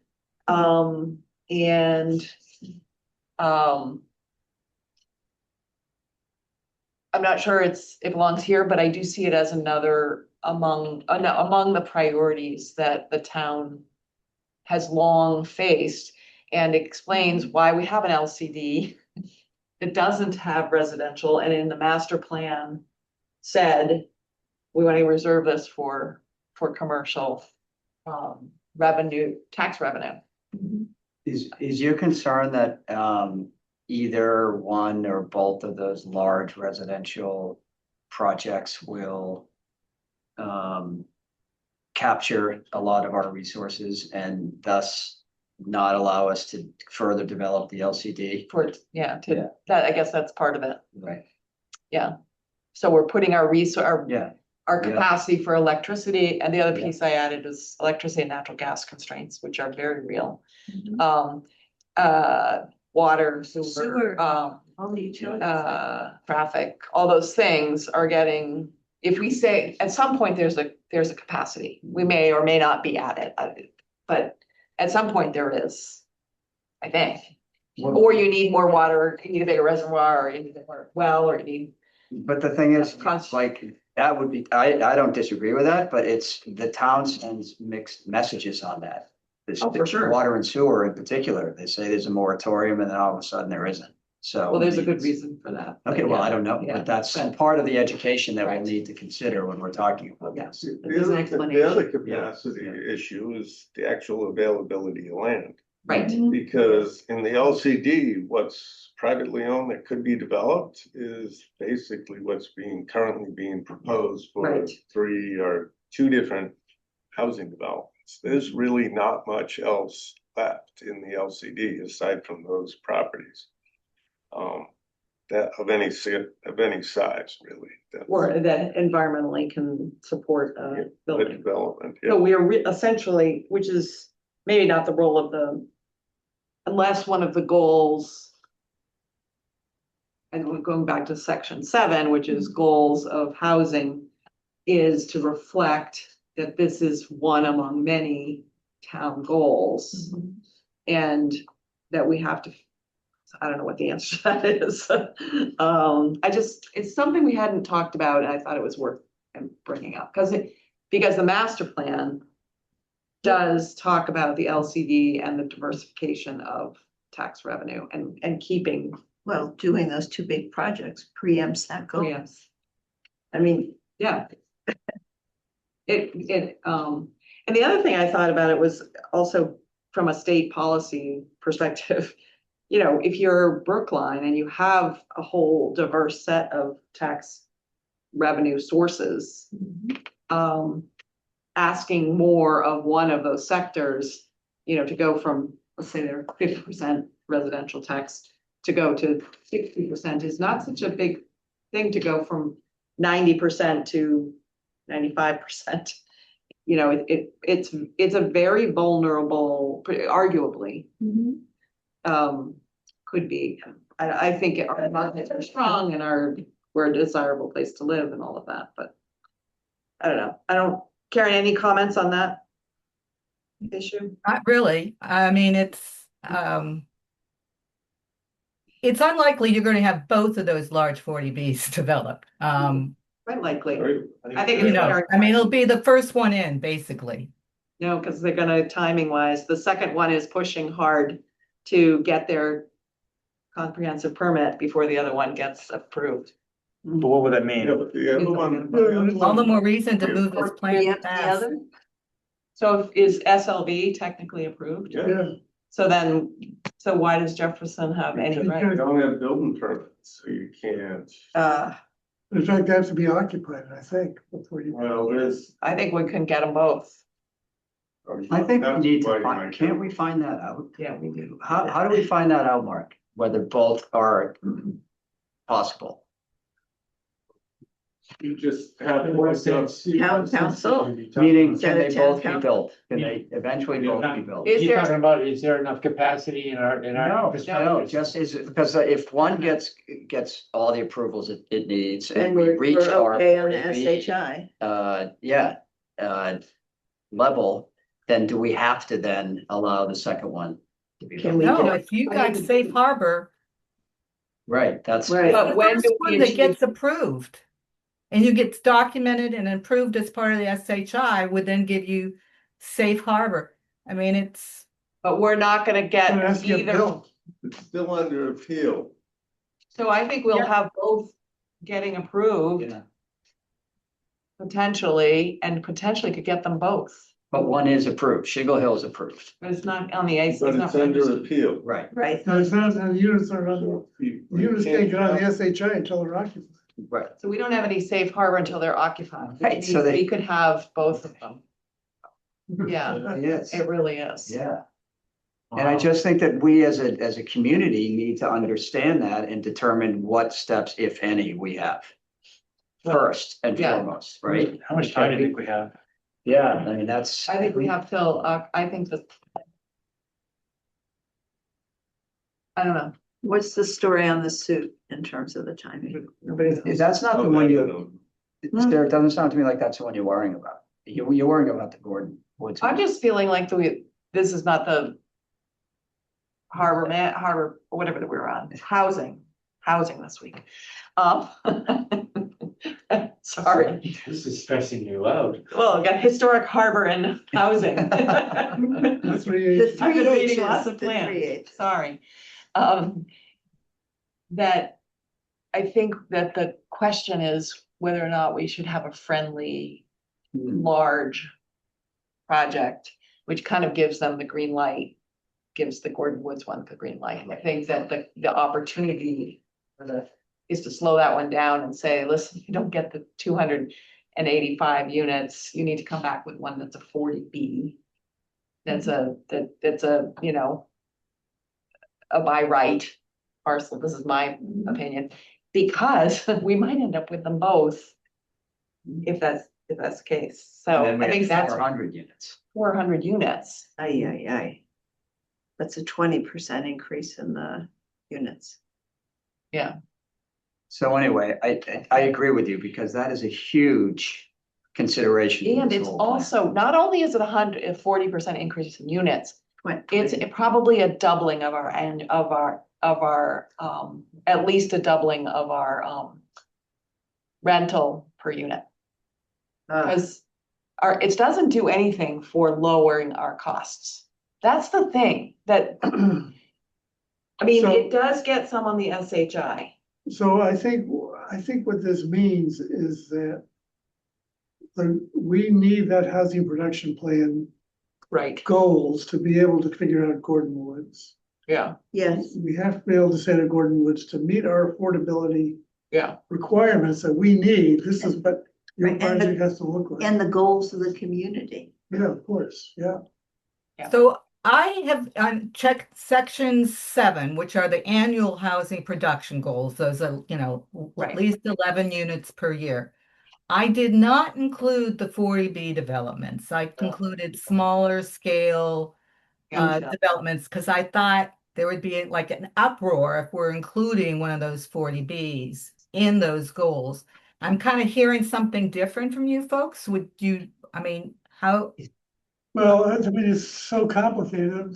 Yeah. You know, Shingle Hill isn't really financially feasible. The numbers don't work, so it's hard to know whether it really would get built, even if it gets approved. Does that really affect what the section 8 here talked about? I think that was, Well, so we know we need a certain number of units for seniors. We need a certain number at 50% AMI, a certain number at 60% AMI. You know, you can actually tell us how many units we need to get out of Gordon Woods to make the goals of the housing production plan. We So that- don't need that's that a big project number. necessarily, you know. And I did include in section 5.7, Chris, you know, computations, you know, breaking down Yeah, you did. projected numbers of units by, you know, type of household and tenure, and et cetera, and income range. But Delete that. Oh, there you go. We don't do. Wait a minute. No, we can do. Oh, no. Karen, are you still there? Loser? I'm here. Yeah, okay, good. Thanks. She just stopped talking. She stopped talking just when. Yeah, just. Yeah. I see. finished my spiel. So I have to ask, having, this was so data rich, this first part of this thing, and then the last part, talking about what to do. The idea of smaller developments inserted in all over the town versus a Yes. big one here. How does anything do with these big 40Bs? How do they affect that theory anyway? Wouldn't we wanna execute this in any case? Well, that's what I made the assumption that you wanted to focus on smaller scale, missing middle infill development. Yes. And that is part of your proactive housing agenda. And that you didn't want to bring in the 40Bs into the housing goals, et cetera. We certainly mention the 40Bs in several places, but we don't include it as part of your actual agenda. More going towards the friendly 40B, smaller scale development. If you want to assert, once again, include one or both of them, that is a change that would need to be made, and I could make it. But it didn't seem like that's what you wanted to do. But it's not done, so, I mean. No, that likely with Gordon Woods, we have a chance to actually influence what gets designed there. And maybe what we come up with isn't feasible for them, but I at think least we can that's, make the case. I think that's optimistic, but, Yeah, I do too. yeah. So. Yeah, I think so. It's worth a shot. I think the likelihood, though, is that you're gonna end up with Shingle Hill and that, it will get built someday. I mean, values are really high here and they'll be able to charge a lot for rent and, I'm pretty sure that Jeff Engler and the Gordon Woods folks are also chatting. And have their ducks in a row and Well, know I think- exactly what they're doing. Well, the Gordon Woods people are pushing really hard for their permitting to get going. So really hard. I mean, they were pushing the Concom. Yes, the So last meeting. they want their permits in before Shingle Place Hill resolves. That's what I think. Because they know that they'll be dead if they don't, I have to agree with John. I mean, they've gotta be somehow talking with it, just, I mean. They'd be done with it, Mark. They would, exactly. And what's to prevent Shingle Hill from getting approved, getting through appeals, and then sitting on the project for 6 months? While the other 40B right. sneaks in right behind them, Uh, takes some of the heat off them. I don't know, that's the way I would be if I were him. Are we talking about this anymore? Yeah, Which is why I keep coming back to it in my brain, finding as many affordable level existing units in town that we possibly can. Of which they exist, they're just not on the SHI, but they're low hanging fruit. Isn't that part of Karen's basic The premise in 11, this whole the thing? 11 a year, the 11 a year. That's what I got out of it. Yeah, because then we can say no, we've got a After window of a 102 year, pages. 2 years, we keep doing it. Well, if we could find 11 units, that would throw a monkey wrench into certainly Gordon Woods. Oh, you Yeah. need to get this plan approved. Right. You have to finish it, get it submitted, Is there a deadline for this? yeah, as soon as possible. No, Yeah. does the state have a deadline? No, No, No, but your plan's out of date, so this plan needs to get submitted and approved. But it can't be wrong. I mean, it can't be, it's gotta be, to Chris's point, it's got to be thoughtful. So let's slog our way through some of the, because numbers have to be right, and then they have to be boiled up to a good executive summary, because that's, they all agree on that. But if you don't, we've got the goal, we've got the need buried in the back of section 5, deep in the back of section 5, so that's Should be brought up front. so, yeah, it did seem like a natural progression, first to kind of go through the data analysis to come up with indicators of need that are then distilled in that section Yeah. 5 that, ultimately inform the strategies and the goals that you're going to have. Well, yeah, I don't think we need to worry so much about the sections. It's the executive Right. summary where these things are Well, I gonna have executive summary. When you get the updated version with Chris's comments and with Sandy's and Sarah's, you can take a look at it and come back at me with more questions or comments. Okay. All right, can we chug our way through the strategies though? Because I think that's the crux of the Yeah, the work. good idea. that missing middle. Karen, what did you think about the idea? Well, first of all, question, is the state have, did I interpret it correctly? The state has categories of strategies that we must have, is that Yeah, right? you have to touch base on, each of those categories. Okay, so but we have to make sure all our strategies are categorized into those, and I would say. Yeah, and at the only- beginning of the housing strategies section, I actually listed the categories and the strategies under each one. Right, I saw that, but you didn't have them all. There were some orphaned ones that I pointed out. So, and I Oh, think that there's The another. new ones you suggested. And then there's some new ones I suggested.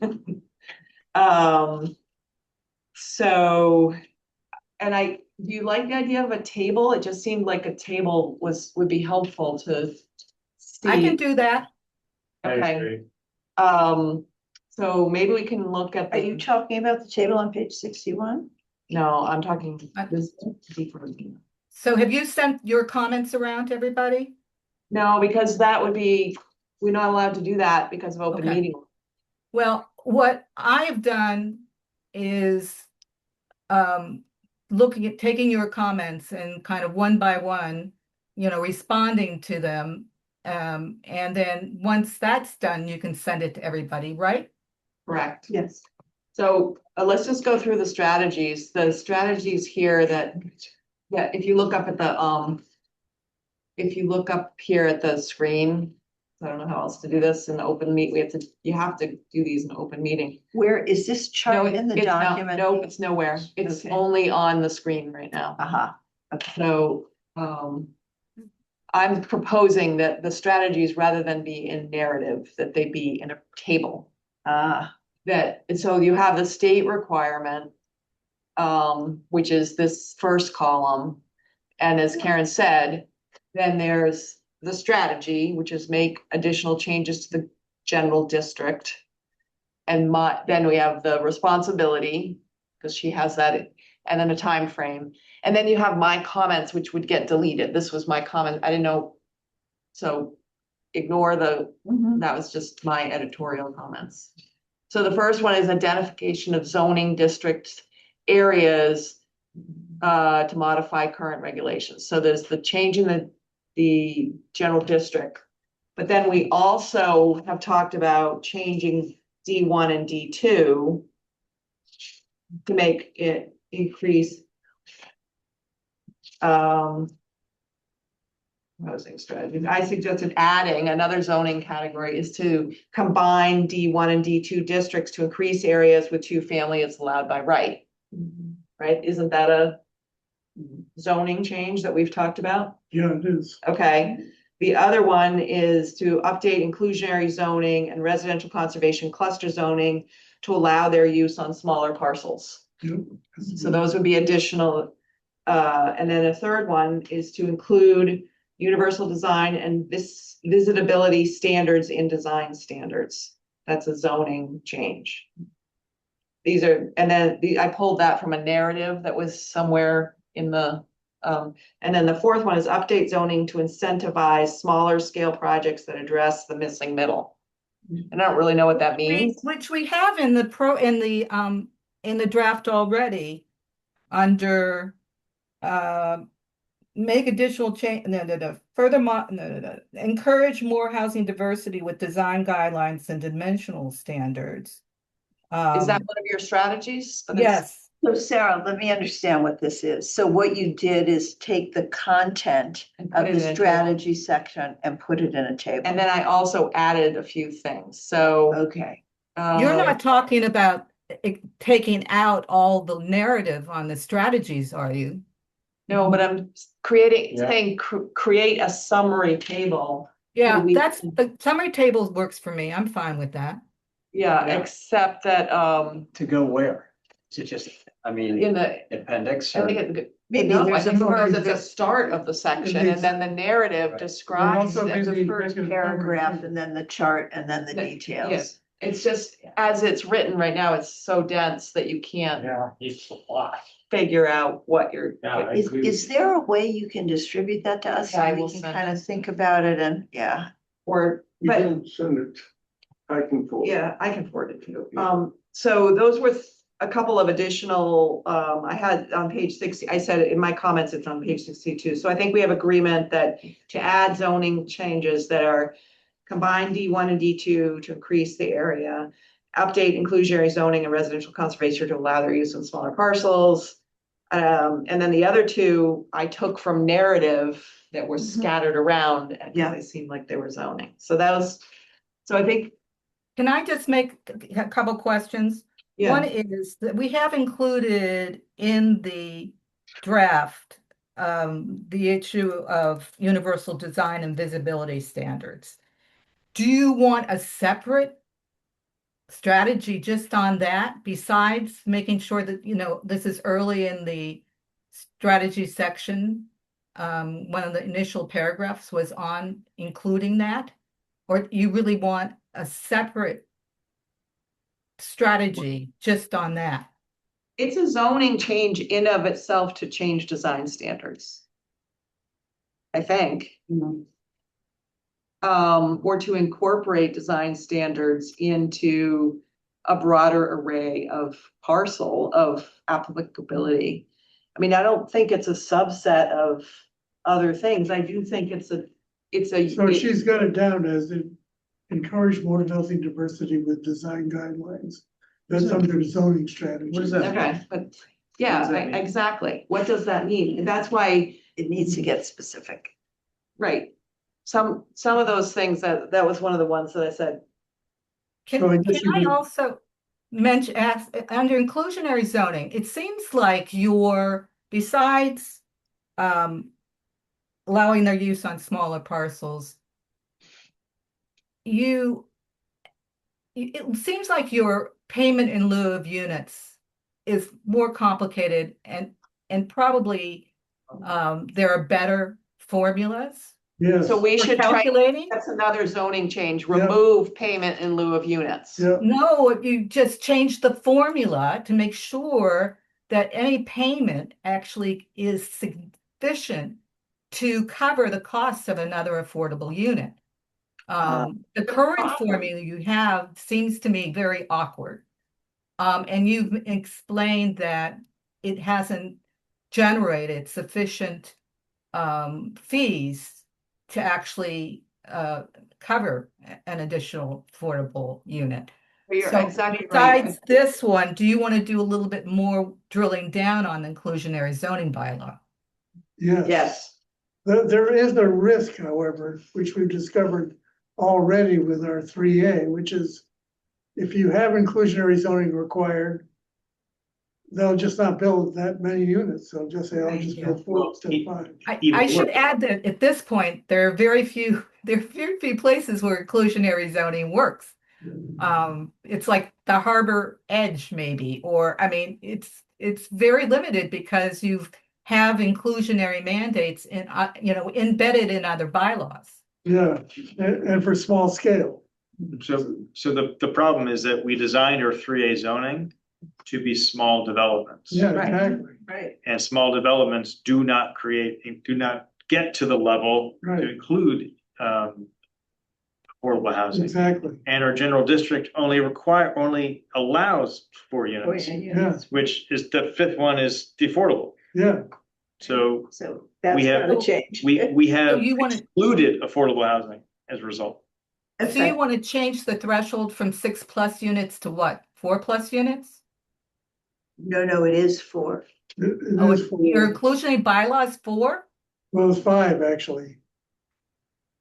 When you get to 5, 20%. 20%, yeah. So when you get to 5, one of them has to be affordable.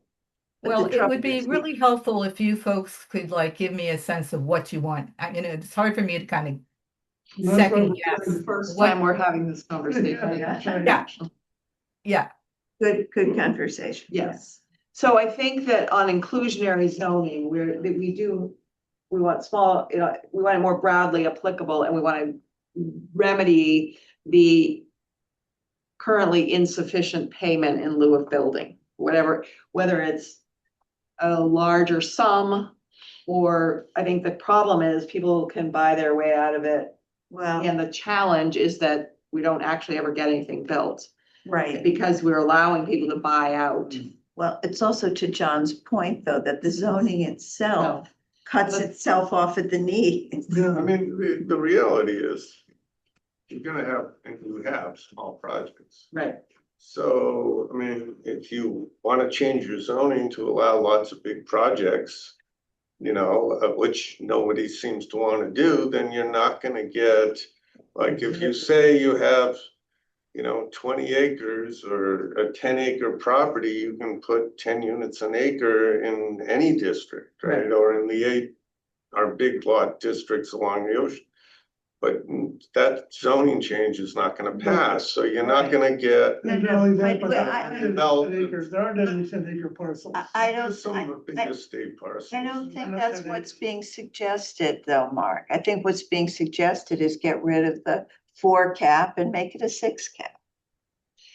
But you're still not gonna get, you're still not gonna get, if But it's you've got a 4 better plus chance 2 of it. Plus 2, it still has the problem of the challenge of these small, this challenge of having small 1 or 2 big A affordable units, and the administrative burden and the cost. Well, the administrative burden and figuring out a way to handle that is a whole separate problem. But at least you remove the obstacle of the cap.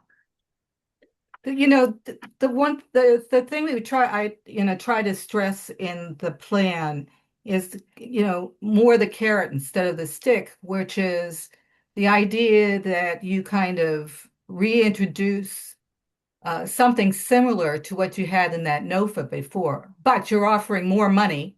And 2, you're offering technical assistance on that front related to making sure the units are included in the SHI to like assist owners in participating in these programs. So it's more providing, that kind of carrot and that's critical to John's idea of trying to find 11 scattered units. Yeah. You're not gonna do that without somebody putting it together. Yeah, like, let's just imagine for a moment that someone wanted to come in and build 11 units a year, which would be great for us because it would keep safe harbor, right? We'd be safe. Okay, great. We love that idea. Oh, our zoning doesn't allow more than 4 units in the general district. What do we do? Right, so But if there are 11 units and they're all in the SHI, it would be a friendly 40B and it would happen like that. Yeah. So the problem is that people want to buy. So you're saying the 4 would dissolve, so the limit If of. you have a parcel, you want to take. If you're under a 40B, the zoning is waived, so Right. there's no more density limit. So you could have a 12 unit with 6 of them affordable, and you'd have a 40B by right. Right. Sure. And all 12 would count. So I think that the other thing is just how did we get to where we are with the CHODs and the downtown is right or wrong. We made a determination that we had a number of goals, commercial, mixed use, and that we wanted to pass it. And town council said it had to be 2/3. whether it was or not, who knows? And part of the way you pass zoning in town successfully, whether it's too cautious or not, has been to say, we're making changes, but we're not making too many changes. We're keeping things largely the way they are with some changes. So True. that may not be but when you go down in flames on zoning, around here, it comes back. We withdrew 5 zoning articles, just passed over them, and people will tell you that they all failed. Yes, And they have remembered that they all failed. And it comes up over and over and over. And the fact of the matter is that the downtown zoning, I mean, I actually enumerated the things that the downtown zoning did. It changed 3 acres of single family zone with 22,000, it could have been 6 single family homes to 15 units an acre. The downtown zoning was not insignificant in housing, not necessarily a big A affordable housing. But we actually moved that needle, I would argue, a lot. By right, 4 units as opposed to special permit. I mean, a whole bunch of things. It would help me out a lot if you could play out the scenario that John was just suggesting, though. Some developer comes, they can do 11 infill sort of units or 11 units. What's the path? So, I mean, the last town I was in had a lot of farmland, a lot of, those 5-acre, 10-acre pieces that were split off over the years. And there was a local developer who had done a lot of those types of small 40Bs, 10 units, 20 units, townhouses mostly. And he had, when I was there, he actually did a small lot subdivision. He hadn't built it yet, but we went through the process of like 12 single family, like ranch style, simple homes, kind of like what you're talking about here.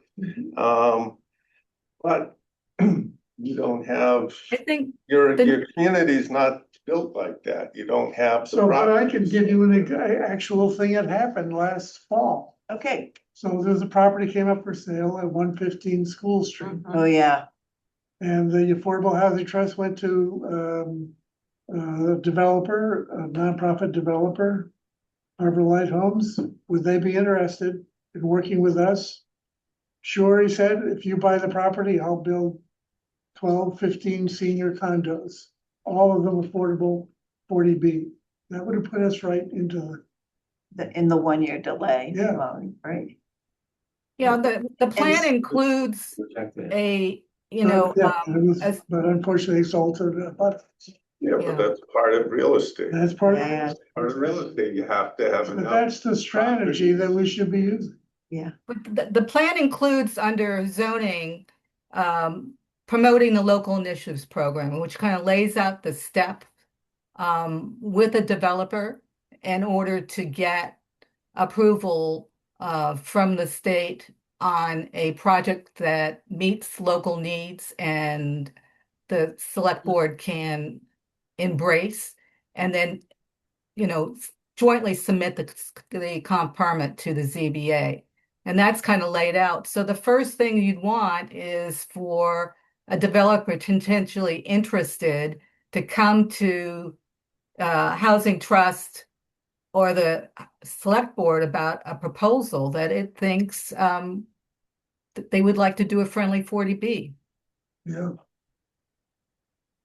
I mean, if you go back play back the clock to the 115 School Street, basically there was a parcel for sale and you went after it. So one of the important strategies is to keep an eye on the real estate market and seek to purchase a parcel. Yeah. I mean, obviously that's what you're doing, but if we don't have that spelled out as a strategy, is go buy It's land. in there. It's in under, it's in about that the Housing Trust explains what, it's done in the past to acquire property and explore opportunities. And then it basically says that the Housing Trust will continue to seek out opportunities that it can work on to develop in partnership with some other kind of entity. I think we've got to get these words more, so I think you're saying promote scattered site infill development through friendly 40B. As opposed to buy land, you know, use the Well- affordable housing trust. Well, it's not a great It's idea for the Affordable Housing Trust. in there. Although we certainly could. But maybe there should be more specific examples. Maybe we should say, pursue the DPW site on Pleasant Street. So when it's available, we're gonna push very hard to make it. Stay in Pipe Hill. Maybe we go back after Standpipe Hill again, even though it's conservation land. There's a process to get it undone.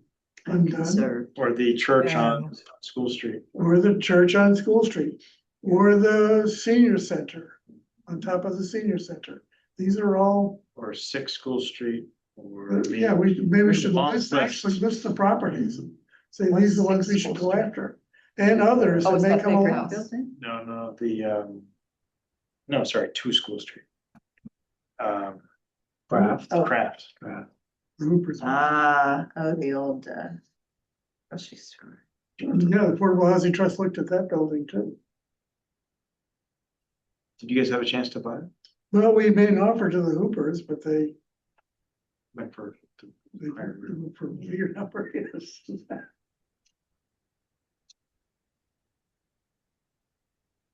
How many sites have you guys gone after and not got? Depends what you mean by gone after. I Well, the one suppose. on Summer Street, School Street. Summer. Hoopers, probably. So there's probably 5 of them, 5 or 6. Did you guys go after the corner end? No. Thank goodness. So can I just make a comment, because Wait, doing what we're doing right now quite possibly could take in forever. And I think that Karen has done a good job at accumulating a lot of information. And I just have to go back to that executive summary, yeah. because we've got to make that our endorsement, not endorsement, but our position, really. And so I think that what we might want to do is, you've outlined the areas, Sarah, and I agree with you that those are the important ones. And I think that we've just got to work together to consolidate those, to include them into the executive summary and make that executive summary longer. Because I just wonder how many residents of Manchester are going to read 103 pages of a No housing one. production plan, right? But they might read 5 pages of an executive summary. And we're very careful about what's in there, because those are the things that they're going to focus on. Actually, Gloucester, Gary Gilbert sent me a thing. Gloucester had sort of the summary of their housing production plan on one sheet of paper. Perfect, perfect. It was kind of cool. It was Yeah. pretty vague, but it was. But if you want more information, here you go, here's the link. You can So go it had look it up. like, here's the need, there are so many people that need housing, blah, blah, blah. Here's the obstacles, and list 5 obstacles, here's what we're gonna do. That's an executive summary, right? In Well, its that's a- crudest form. That- Yeah. That's a handout at a forum. Yeah. But that's what, in this, you named it, in this attention-starved culture that we live. Yeah. You're not gonna get someone to read 105 pages and find the strategies on Right. page 95 or whatever page it is. So I think we're saying that we're gonna wait for, Karen's gonna Yeah. incorporate comments if there are other comments, but I think the other piece that we're saying is we want to we want to continue to say, I don't know, find a parcel of land. And you've got that in a bunch of places. We don't have to identify the parcels, thank God, in this plan. But to say, Affordable Housing Trust needs to continue to seek a parcel of land. The municipality still needs to look at, that long list of properties that we've got in there, that we need to pursue those. And then the third thing that is buried but needs to be very high on there is preserve our existing affordable housing. Yes, yes. And I think that the development of the expansion of Newport Park and the Plains needs to be very high as a Yeah. high Yeah, I priority. agree, absolutely. agree. Yeah. Because that's land that It's know, low hanging fruit. If there's such a thing. yeah. You know, maybe the highest priority lands are those that are adjacent to. I don't know, that's how that works really, but, so any other comments that were controversial? I suggested my ads. I also, just a couple other substantive things that I had. Is Karen still accepting comments? Because I can certainly, I thought you I said. have intended, no, I focused pretty intensely on the executive summary because that seemed most important to me. But there are some questions I have about some of the figures that will be maybe in an appendix ultimately. So Yeah, I think we need to get them to her soon. yeah, Yeah. okay, I will try and do that. I added some additional constraints. I said economics. You know, I intended those paragraphs to be kind of a draft of what you could just, you know, it's in Manchester's housing stock is generally old. They were good. Yeah, and then the desirability of Manchester real estate has kept prices high for decades. Even unimproved land with poor soils and significant ledge is commanding record prices.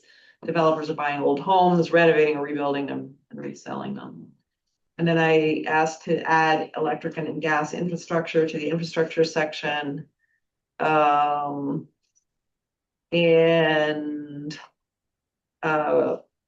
also suggested that we reframe the community perceptions to say, I'll just summarize this.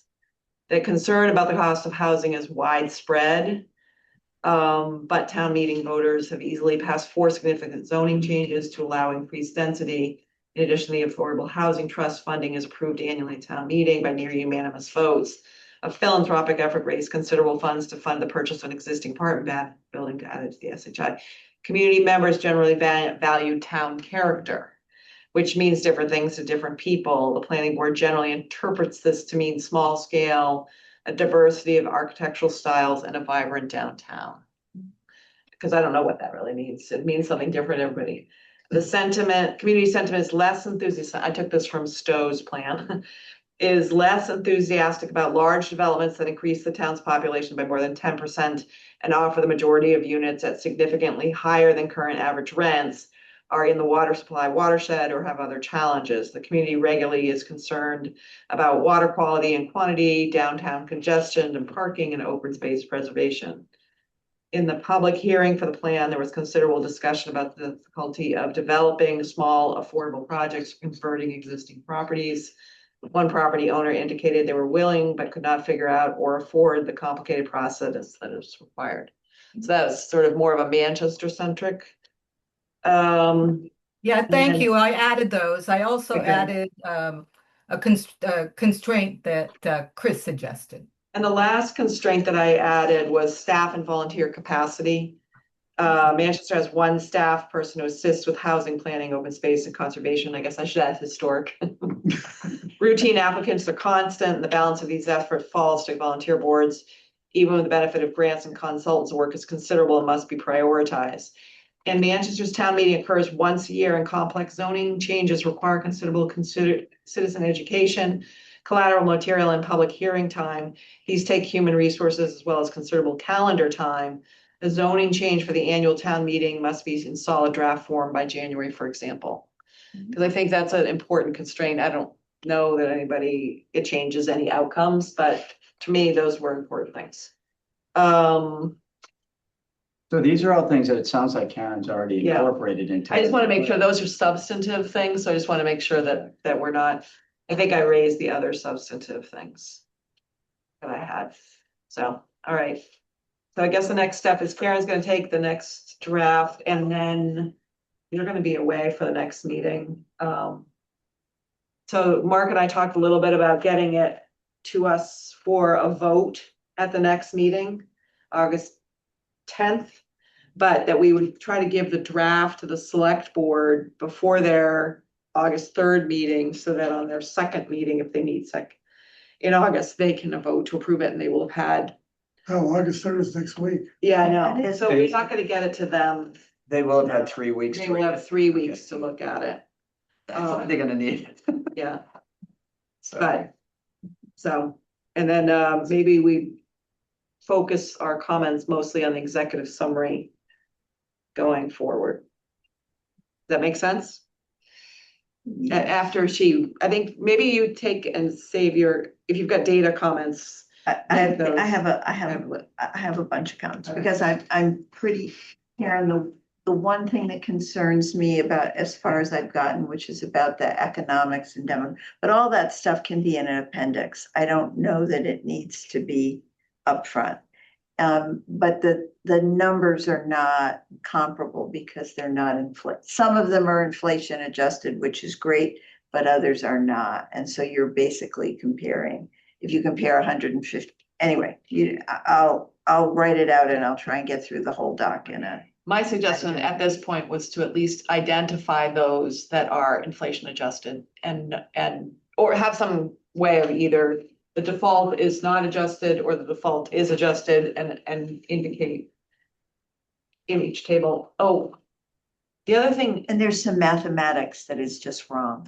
That's right. I like it.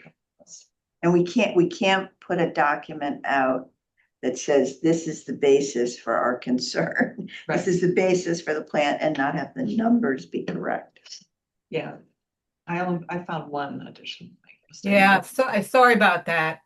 No, I mean, it's a big. I was talking to document. Sarah, found a total that was incorrect. Yeah. But the important thing about that is that it significantly decreased the loss of rentals over that time period by 40. And so it gives you a And very the other different piece impression that, about. given that our numbers are small, when you take Zero School Street off the rentals to give it a building permit, so it's one building permit it was 13, now it's 12 units. You've removed this big chunk artificially.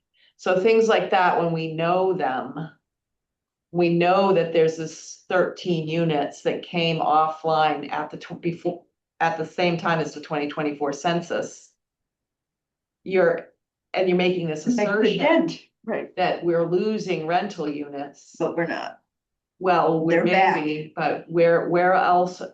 You're making some gains. There's a reporting lapse, Right, so I was thinking I might try to do a limits to data, which any kind of time we have a big report like with data that says, here's the way the data is limited. You're limited because of your sources, and your sources don't know the local. Correct. They don't know That's a great idea, and that should be at the top of the plan Yeah, as well. it should be a disclaimer Yeah. of sorts, yeah. Yeah, I'll work on that. That's great. Thanks. I will try and get you comments, Karen, but before the end of the week. But the good news and the bad news, I guess, is that we all think it's really important that it has to be just so. Got it. Okay. Okay, anything else in the housing production plan? Okay, what else do we have on our agenda? I just lost. Oh, good. Thank you, yes, Karen. Thank you very much for sitting through our whole meeting and. Thank you for your help. We'll be back at you with this week. Good thing is we're careful readers, I guess. I do. Yeah, I appreciate it. Okay,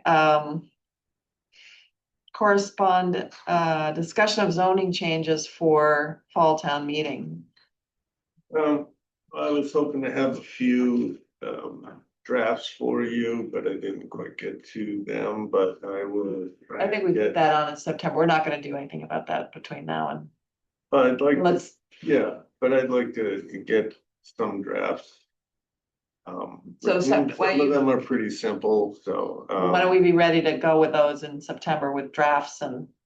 Okay, because it'd be nice to be able to get rid of, take care of, get them submitted for town meeting in the fall. Yeah. So that in the spring, we'll have several significant things. So that I'm not don't muddy it up with. I'm saying, why don't we Yeah, okay. take a chunk of time? The Yeah. housing production plan will be off our list, and we will dig into signs, whatever it is. Yeah. Okay. there was some correspondence in the folder, nothing. And, approval of minutes of July 13th. Do I have a motion to approve? So moved. Second? Second. Okay. All in favor? Aye. Opposed? Okay, hearing none. Motion to adjourn? So moved. Second. All in favor? Aye. Aye. Peter, you didn't even go on the sidewalk, so. I know, I walk that site almost every day. Hiring a designer in the I downtown. think I can find it. And I will say that it was really. Public order. You have to really look. I know, especially the survey. And it was great. But I will do that. I will do my. Yeah. Alan and. Sure. No, Alan and. Yeah, Fun tool that. They was on vacation last week. I know the shot, shots, like, wait, see why they did that. Yeah. And. Down the road. Just looking at. See the But tab. yeah, thanks.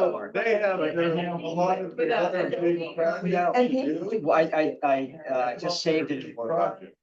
I sent you another Word document, but you know what? But after we just reviewed them, or just reviewed this, I'm like, I was just going to. I don't think many of them were. I'll go back through it. So I emailed you. Yeah, no, I have sent an it. attachment, yeah. I was busy, but I couldn't see, did you put in a color or just For comments, you can just click on comments and in Word? in words. Yeah. See again. Yeah, send it to me again, because I just sent